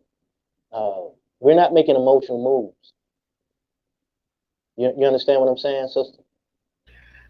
So it's Not not about really, what but we if feel you like. explain that to me, no, not to be Okay, funny, but if you explain that I to got me, you're probably going to help some people in the chat room too, because I was ready to start shooting my bows and arrows. And you. if you Right. could I explain to got you. them No, why we're not you're on going the to right shoot it you're on the right tomorrow. track, right? You're on the right track. You're on the right track, but you got to understand that this is all encompassing, right? Which means that not just it doesn't just apply to the feds. It applies to everyone on the planet. Like, this declaration is for everyone on the planet to read and to understand. So it's not going to be limited to no one particular organization or groups. It goes for everyone, because everyone has been socialized in this environment. Everyone has been socialized to accept these false identities that they have given our people. And if no one else corrects their identity, then that's fine. But we're going to correct ours. You know what I'm saying? But we're not limited to anyone. Like, it goes for everybody. Everybody need to get this work. Everybody on the planet need to get this work. So when it comes down to your police departments, it comes down to your mayors, offices, your city council. It goes for everyone equally. There's no discrimination.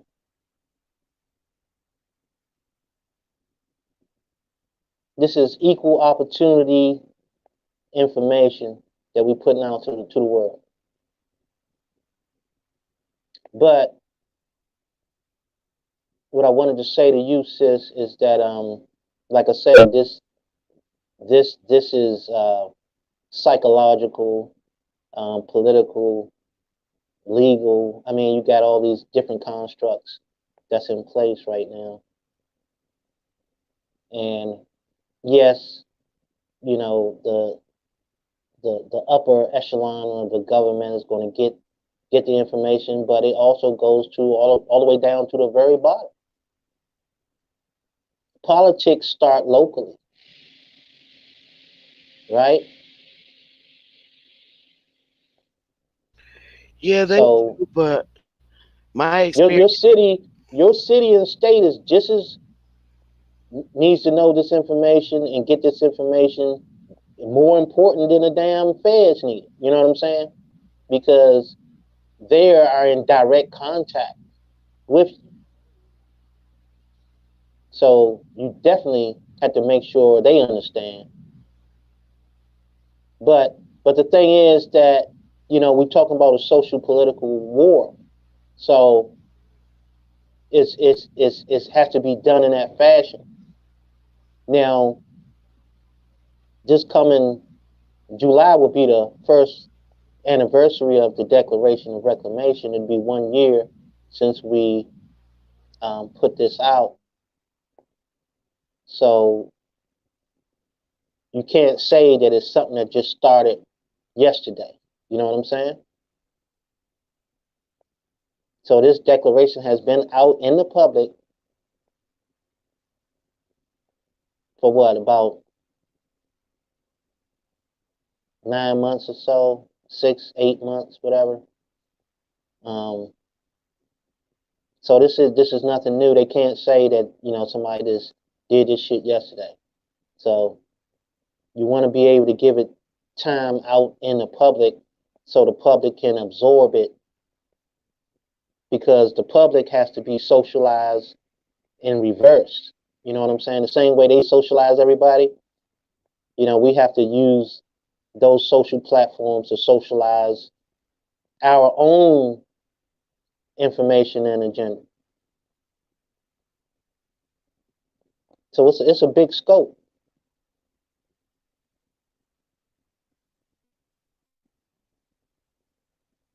It's a big scope, but we have to do it in a way that's going to be most effective. Not saying that there's only one way to do it. Of course, there's many ways, but I'm just saying let's just do it any means possible, all means.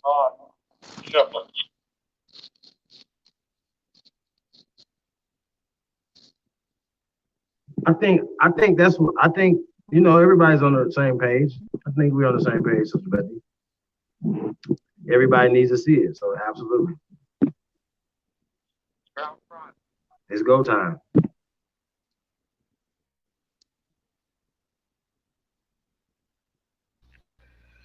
Okay, I guess I can try and gain a little more patience.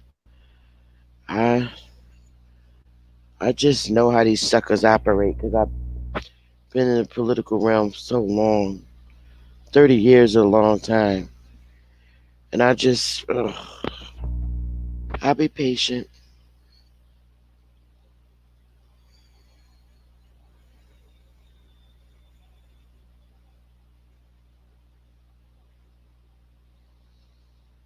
Mm, I won't send no email.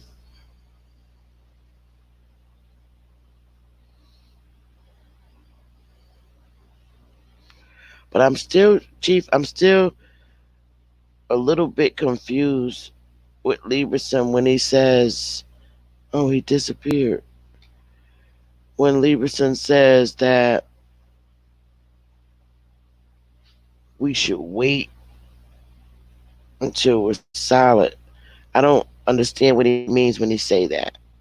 I mean, when you tell me that the documents out there on the website and we could download it, to me, that means it's solid and ready to go and ready to be seen if it's already up on a visible website. So Me I guess too. I was just a little confused when he's saying that we should just wait when it's already there in visibility. I don't understand why we should wait. We've been waiting too long. And if a document is already put together, declaration is already put together and up on the site, visible and downloadable for anybody that wants to download it. If Washington was to download it, they could see it.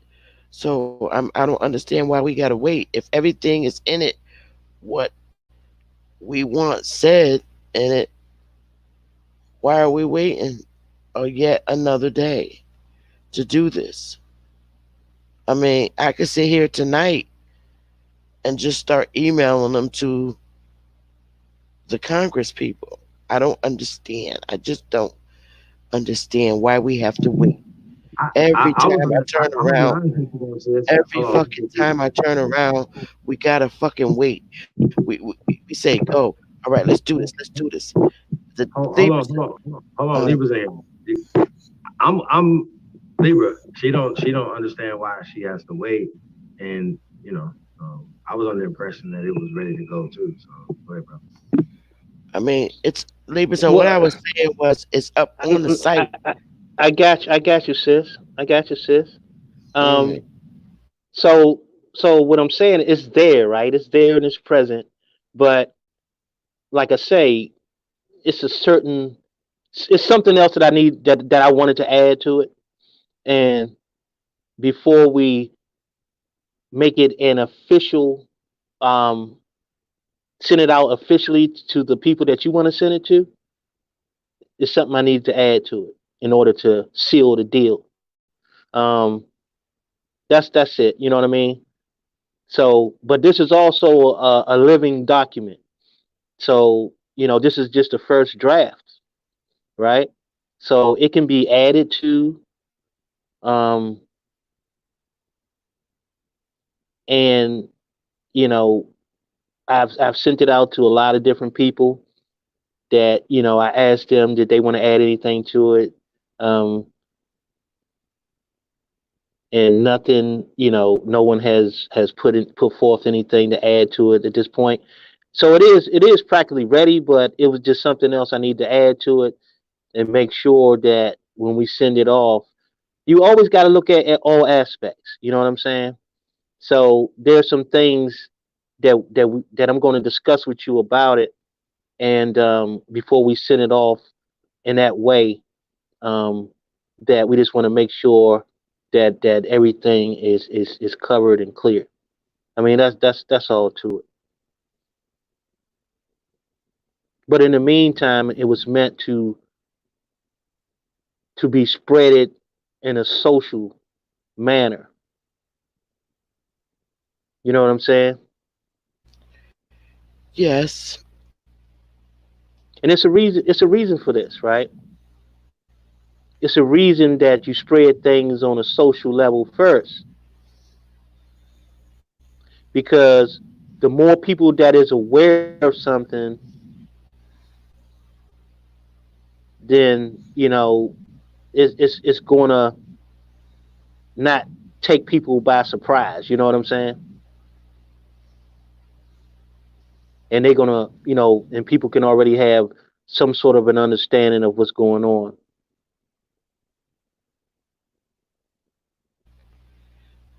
Okay. Thanks, Libra. So I understand.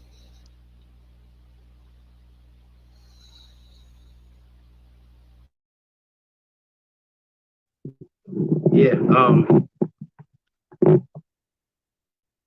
Yeah. I don't know. Yeah. Once again, though, it goes back to identity. Um, You know, what's our identity? We are American. Well, hey, Chief, Correct. Yeah. let me just make an example real quick, right? Let's just take the concept of white, right? And let's take the concept of of separation. Um, they were trying to socially initiate being white for like 50 years or more before they even tried to put it into some type of legal construct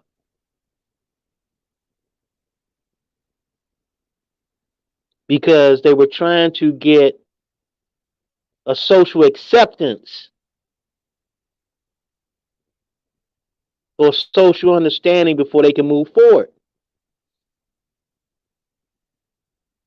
And a lot of times this is very important because we're dealing with people and what they think and what they believe.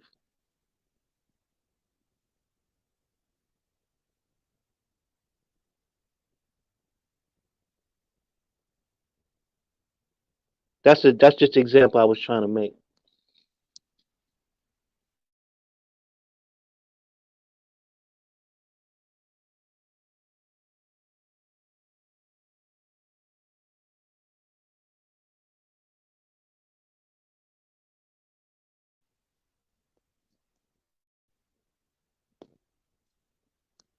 Sister, you still there? Oh yeah, I'm still here. Okay. So did you kind of understand where I was coming from with that? Oh yeah. Yeah, I understand now. When you playing social political games, they look for uh, social acceptance or social understanding at least before they pursue certain things, right? Because they want people to accept it socially first, and then they can move forward to the next stage of enough people accept it. Then they move to the next stage where they was like, okay, enough people they understand. We done told them about this for the last 10 years, the last 20 years. Now we're in a position that we can make this move.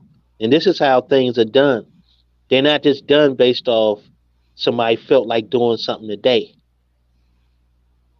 They always paying attention to the social climate and then advancing to the next stage when they get that temperature. Then they'll say, oh, well, the time might not be right now, so we're going to have to hold off another couple of years or whatever the case may be. But everything that happens to us socially is part of a plan.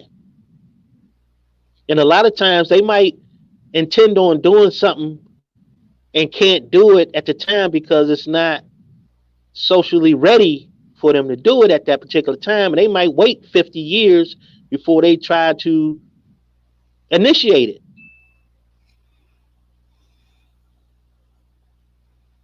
Do you understand where I'm coming from? Yeah. I So it's a yeah, it's a lot. It's a lot to it's a lot to planning.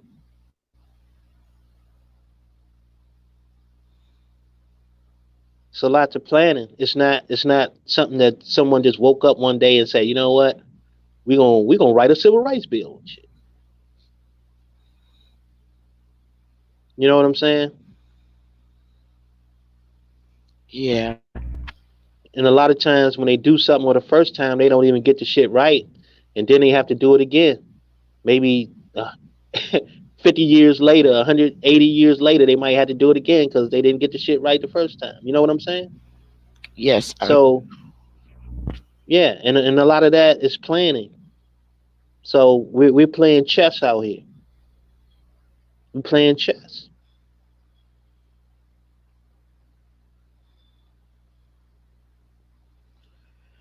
uh, You know what I'm saying? yeah.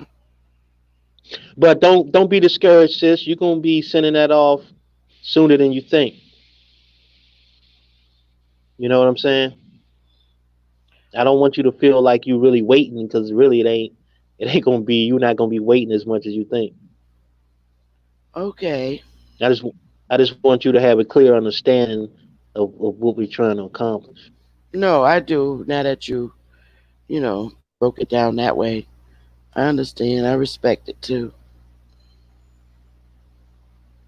So, do you think you'll have it ready in like a week? No, sorry. I'm just kidding. No, I'm after we have our next conversation, you know what I'm saying?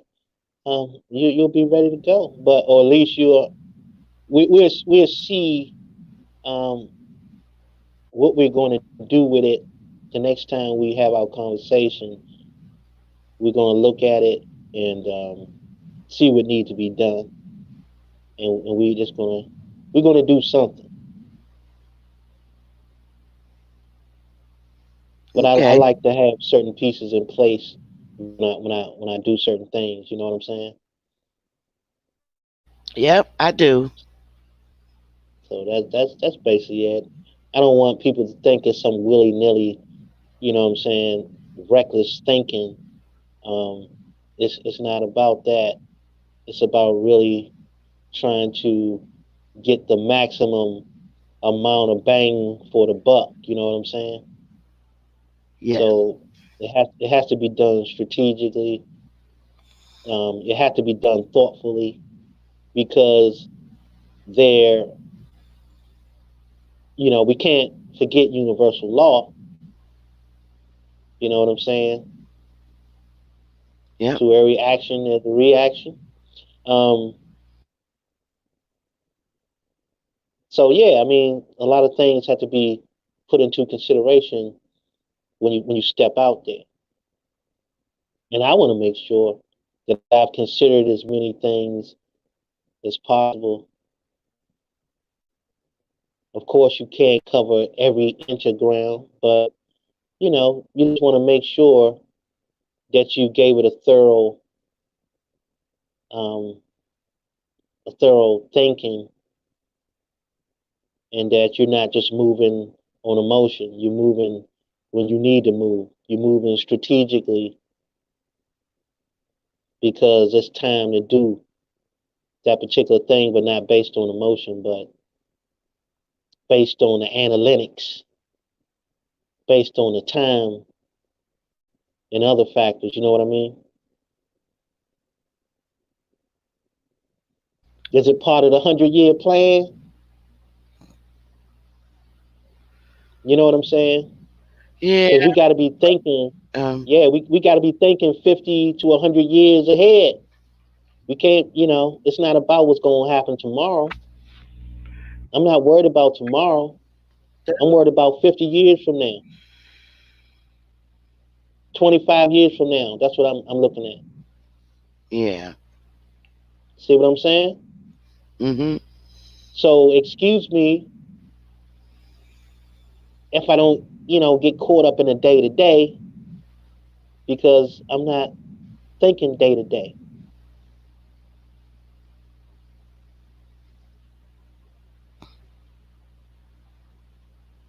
I just want everybody to understand that. So when I make moves, is part of a plan.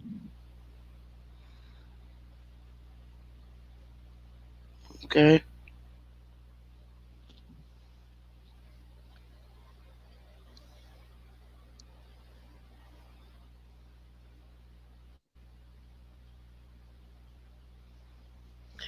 Well, it is what it is. We'll just wait.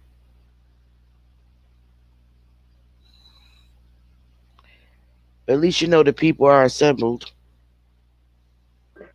Well, also, I think you got to read it too and kind of go over it, baby. I don't know if you read it. I did. Okay. And you got a law background, so uh, yeah, Not law, but legal. I'm just paralegal specialist. legal specialist, right? I draft complaints. Everything I do is draft. Hmm. and all that stuff is important. So you know, it's about drafting True. something. So yeah, like I said, I'm like Libra. I think it's ready to go. So I don't know. So when we have our next meeting, is that what we're gonna go over? Libra. Yes, we're gonna definitely go over that. Okay, that's good because then everyone will be there. The end. Okay, will do. So Gretchen, we got a meeting coming up soon.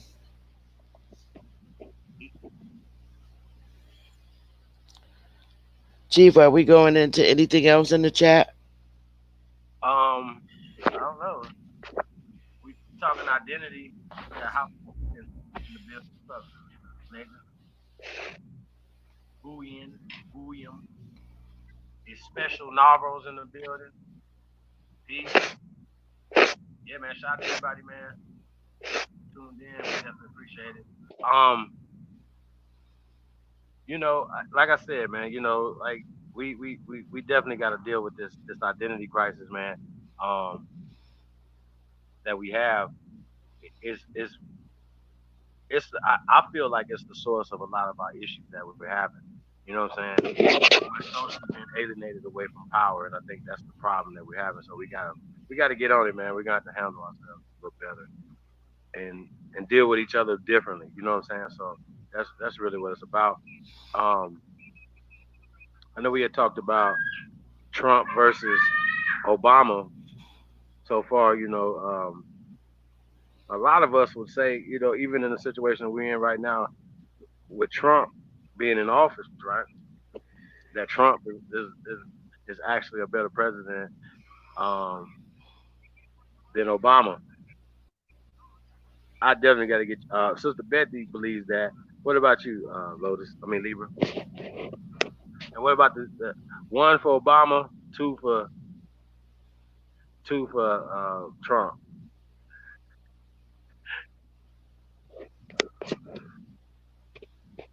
Well, I'm gonna say this right. Zero for neither. Let me let me say this right. I don't know if Obama was more of a disappointment to black people because he may not have considered himself black. He may have been operating in a way that people didn't understand, and then at the same time, I mean, it's hard to say because as long as you got the white and black dynamic and people pushing that narrative, it's hard to say who's better when they pushing the same narrative. I mean, for me, because I don't know of any politician that has been working in the interest of our people ever.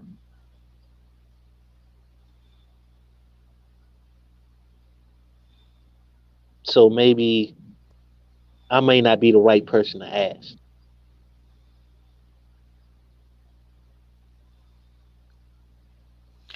The chief, I never told you why I felt Donald Trump was a better president than Obama. I didn't get a chance to tell you why. I just told you which one was better.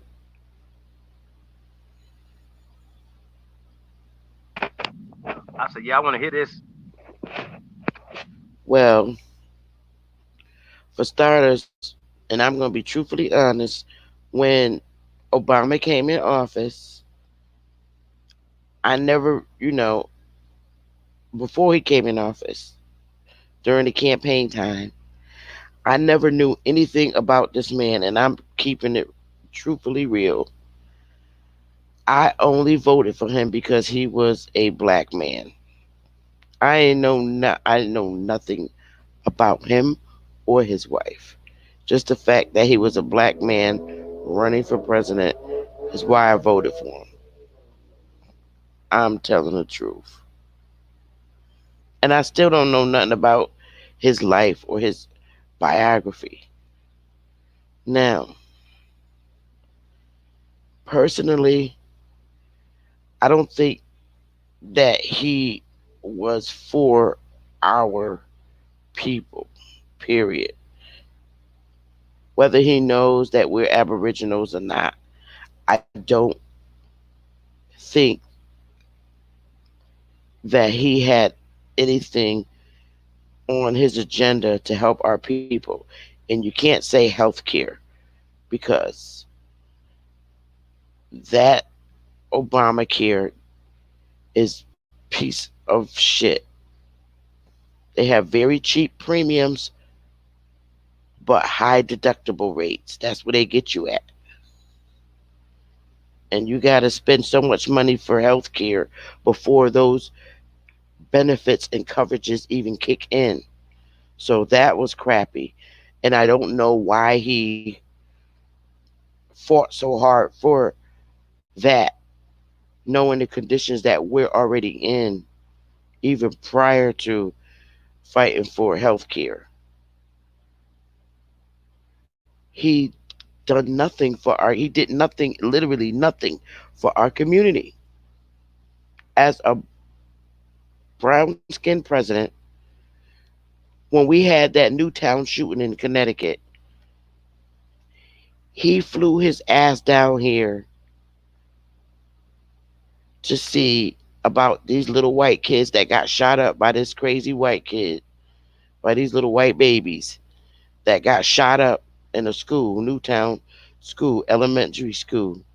These little 5 and 6 year old babies. All them killings by them cops.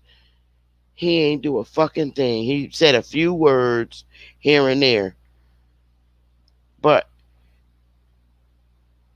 the compassion he had and all the effort he put into flying down here on Air Force One, he did not show those same feelings towards all these young brown skinned men getting shot by police,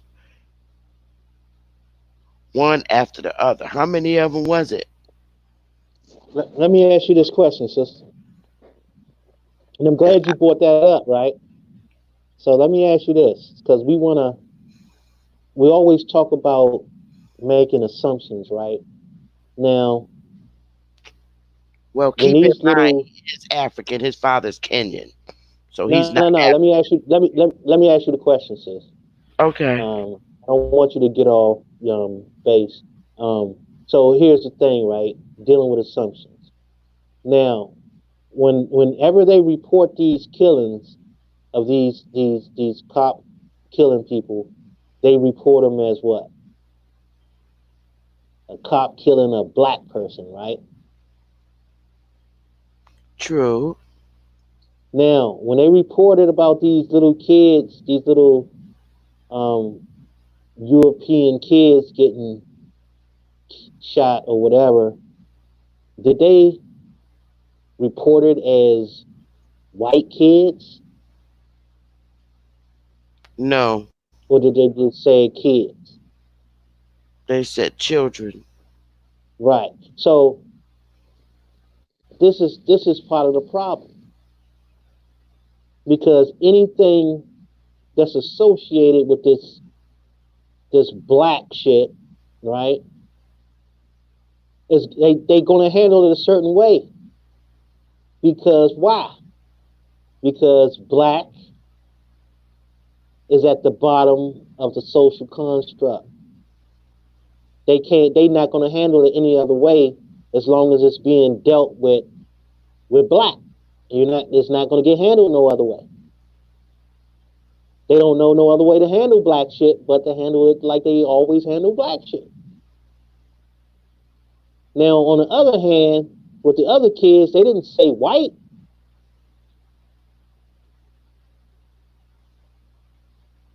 You understand what I'm saying? Yes. So that creates a whole different climate.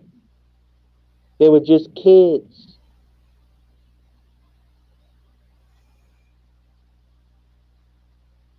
So the problem comes in because they make these false straw man arguments about black.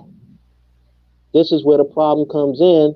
And every time they start all this blickety black shit, you always end up with some What you get because you're making a wrong argument, and people seeing it how they want to see it. They're not looking at the reality of it. They're looking at what they want to see. So that black Obama ain't gonna come in and see the black person getting families or whatever.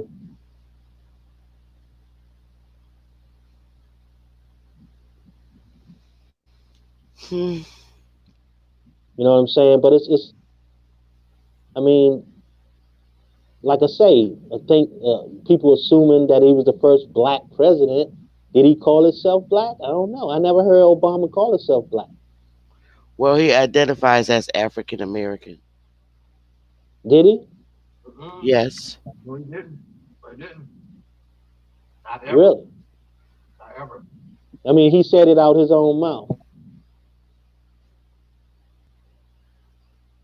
You know what I'm saying? So, but we know what kind of game they playing, and as long as they playing the black game is always gonna be the tar on the street. You know what I'm saying? It ain't gonna change if they keep on making false arguments. You're gonna get a false answer. Nothing has ever come of it, and nothing is ever going to come of it because it is not real.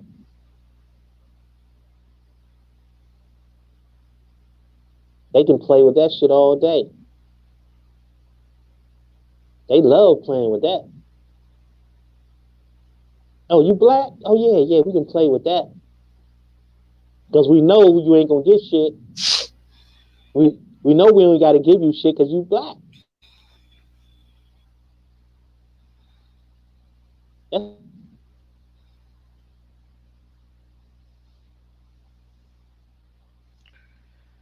do. Okay. I. All right.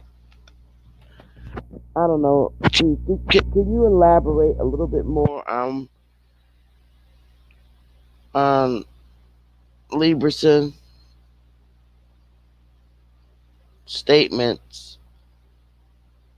Because we lost both of them.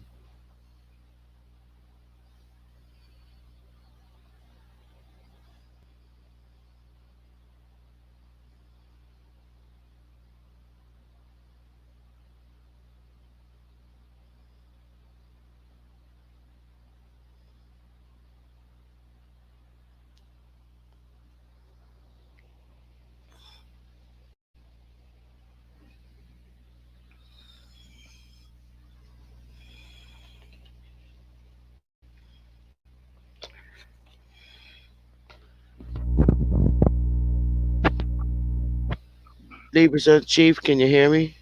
Yeah, I'm back. Okay, so Yeah, we got kicked off. oh god, how that happen? At you one know how time.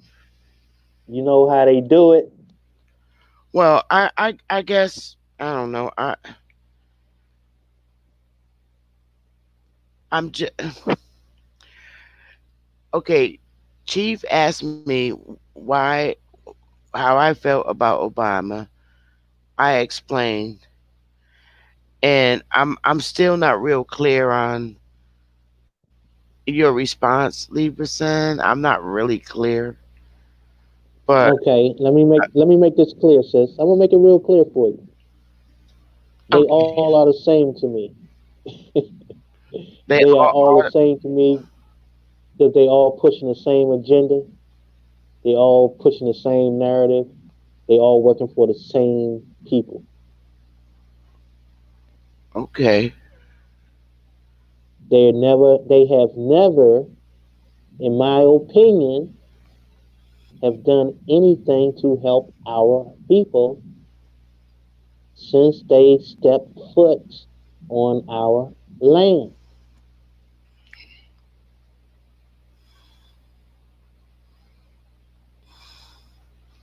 Okay, now I understand where you're coming from. The way you was expressing it, breaking it a minute ago, I wasn't real clear on what you were saying, and I didn't want to assume. So it's fair to say that the whole time he was running for office, he wasn't for our people, point blank. That is a fact. He wasn't for our people. He was holding a job. You know what I'm saying? He got a job as a CEO, and you know what I'm saying. Just like any CEO of any other company or corporation, um, they're going to do what's in the best interest of the corporation, and that's the fact. Got it. Got your understanding. Okay, so that's those were my thoughts about Obama. I just can't imagine, him being the first brown skinned president, get way up to the highest position in office, and your agenda is for health care for all and LGBT community rights. That's it? After all the years we've suffered, that's it? That's the best you can do? Clearly, clearly, he had no power.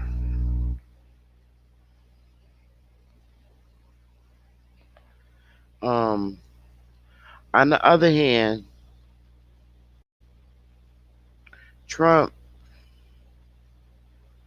I don't know him personally, but a lot of what he speaks about or lectures about what he want to do to make America great. I mean, I know and don't think I'm blind to this. I know he doesn't mean helping us because only we can make it great again, as far as I'm concerned. But his ideas of wanting to put the wall up, there was a lot of his views that I was in total agreement with. Because the more people and the more foreigners we bring over here, the more of them get in our land. So, hey, why not put the wall up?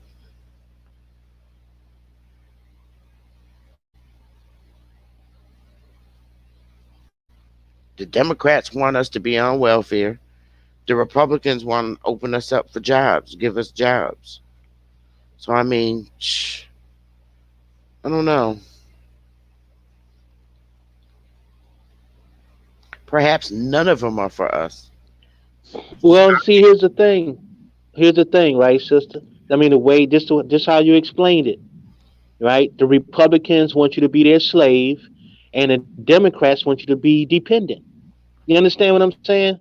Well, So well, both things, Democrats want us to both be their things are a slaves too. problem, The huh? Democrats want us to be their slaves too. Yeah, but they want you to be dependent. Okay, that means that you don't have none of your own shit, right? They want us to rely on someone else to give us food, shelter, and water, etc. Okay. Now, like I say, on the other hand, the Republicans want you to be their slaves. So, in essence, it makes no fucking difference between Democrat and Republican because they both want you to be a slave and to be dependent on them for survival. So, what difference do it make? True. That's This very this is true. my this is what I be trying to get people to understand. They keep on talking about Republican and Democrat. All they doing is they are messing with people's minds because they want you. They're used to divide the public, the citizenry in half. This is what their job is. half to be conservative, half to be liberal. They just But use those terms, but they're but both they fighting over which way they want to keep us right. powerless. Which wrong way they Which want way to to keep govern. us powerless. Right. They're both But that's what fighting I'm over the saying. best way to keep us It's the powerless. same. It's the same bird. If you keep people separated, through the ideology, right? Ideology, religion. I mean, the list goes on, right? There's many ways to separate people, but they keep that in play because dealing with half the people on a certain ideology is better than dealing with a whole. You know what I'm saying? But it's just a game. They both are going in the wrong direction, as far as we concerned. Well, as far as I'm concerned. Let me just say that personally, as far as I'm concerned, neither one of them have done anything to benefit our people. Period. Fact. I don't play those Republican Democrat games. I don't play that with nobody. Party affiliation.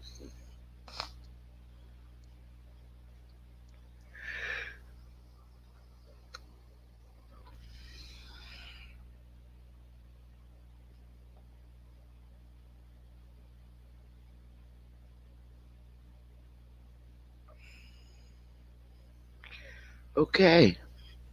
So I guess I'm clear.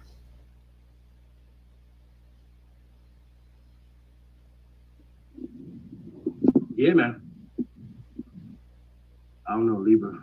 It's cut out. Talking. Um, yeah, man, this shit crazy out. It really is. Identity. Hmm.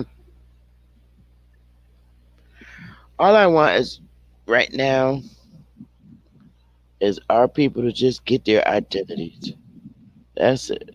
Right now, I want people to research their lineage. That's all I want right now. Correct their status.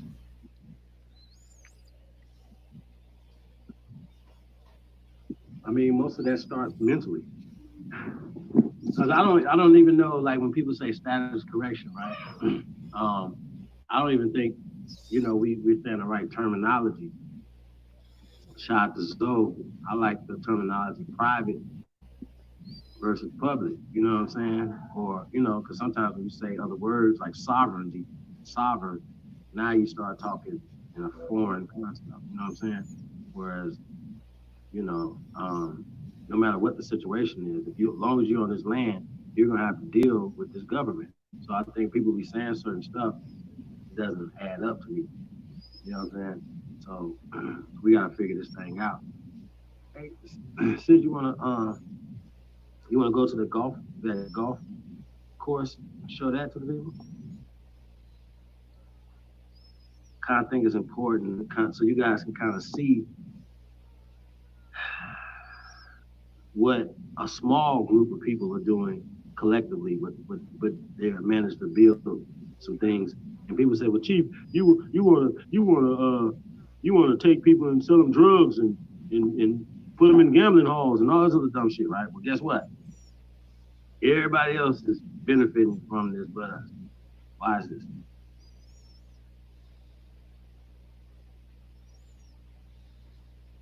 Somebody got to answer that question. So, the Beth, you there?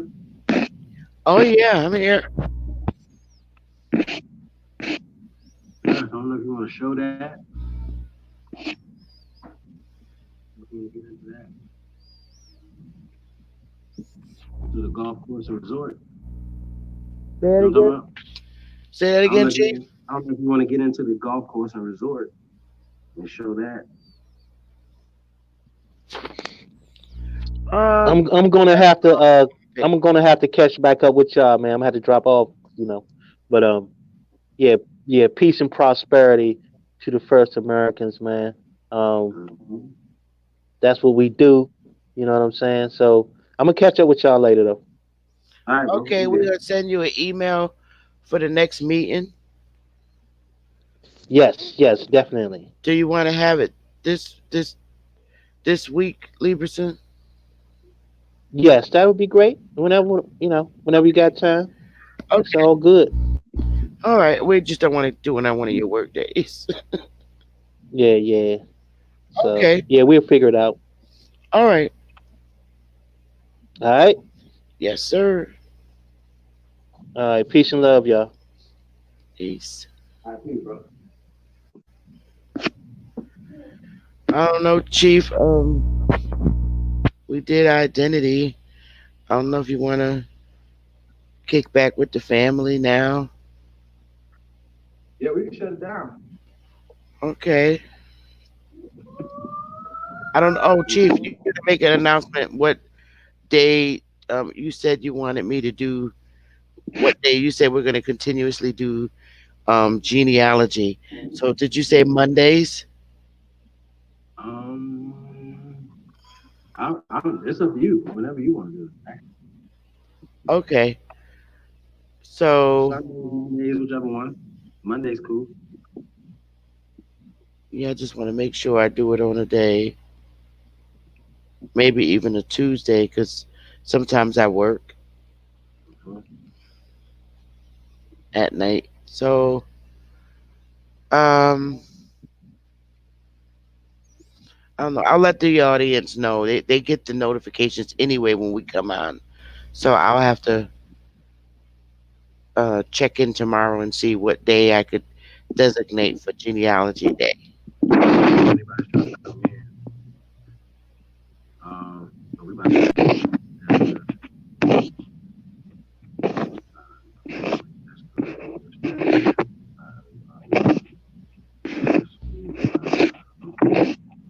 Um, yeah. Grace, what happened? Shout out to Copper Color Soldier in the building too. Yeah, man, we in it, man. So we're gonna go ahead and shut down, y'all, man. I don't know if we're gonna be back tonight or not, but we definitely appreciate everybody coming out, man. You know, shout out to Real Life One in the building. Oh yeah, I do. Okay, that's what's up. So y'all might get a notification tonight, man. Just depends. Late night build or something. Let y'all know. If not, we'll be back tomorrow, kind of early. Do some early stuff tomorrow, y'all. I don't know. Peace and love to everybody, man. We definitely appreciate it. Peace, You want to everybody. say something, baby? Yeah, I just want to say peace, everybody. I appreciate everybody coming out. As always, I always have a good time with everybody. Um, I just appreciate everybody. I hope you keep Mm-hmm. continue to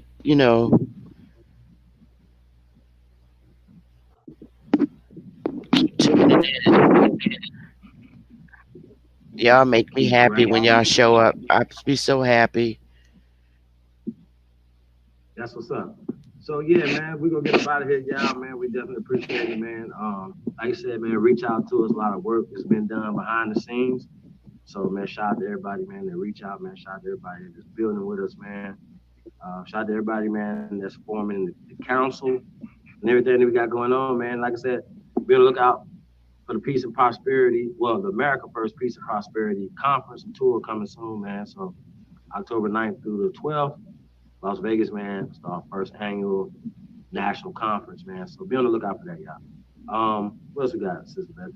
We out. We I out, just y'all. want to I just want everybody to please, if you can, try and donate to the link that Gretchen put out in the chat room. That's the preferred link rather than the YouTube.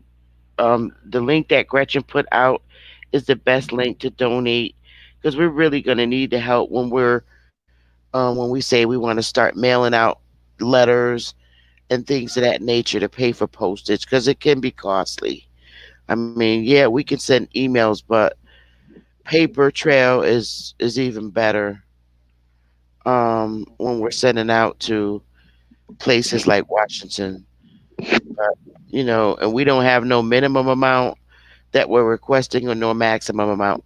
Whatever you can do to help us, and we can just keep you informed on what we're doing with those funds.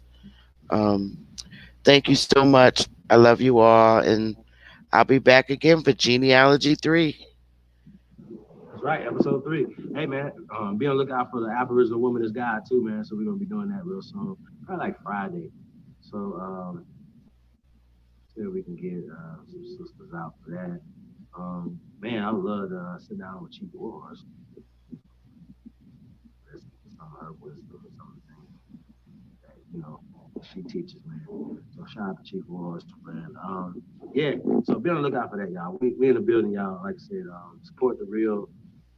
That's all we can say at this point right now, man. If it's something that you believe in, then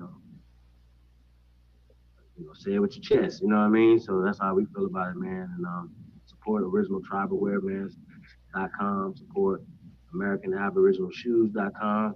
You know what I'm saying? Walk like a god, man. So, like we in the building, y'all. Like I said, man, we might be back a little later on tonight. We'll see what's going on. So peace and prosperity to all the American Aborigines, man. We out.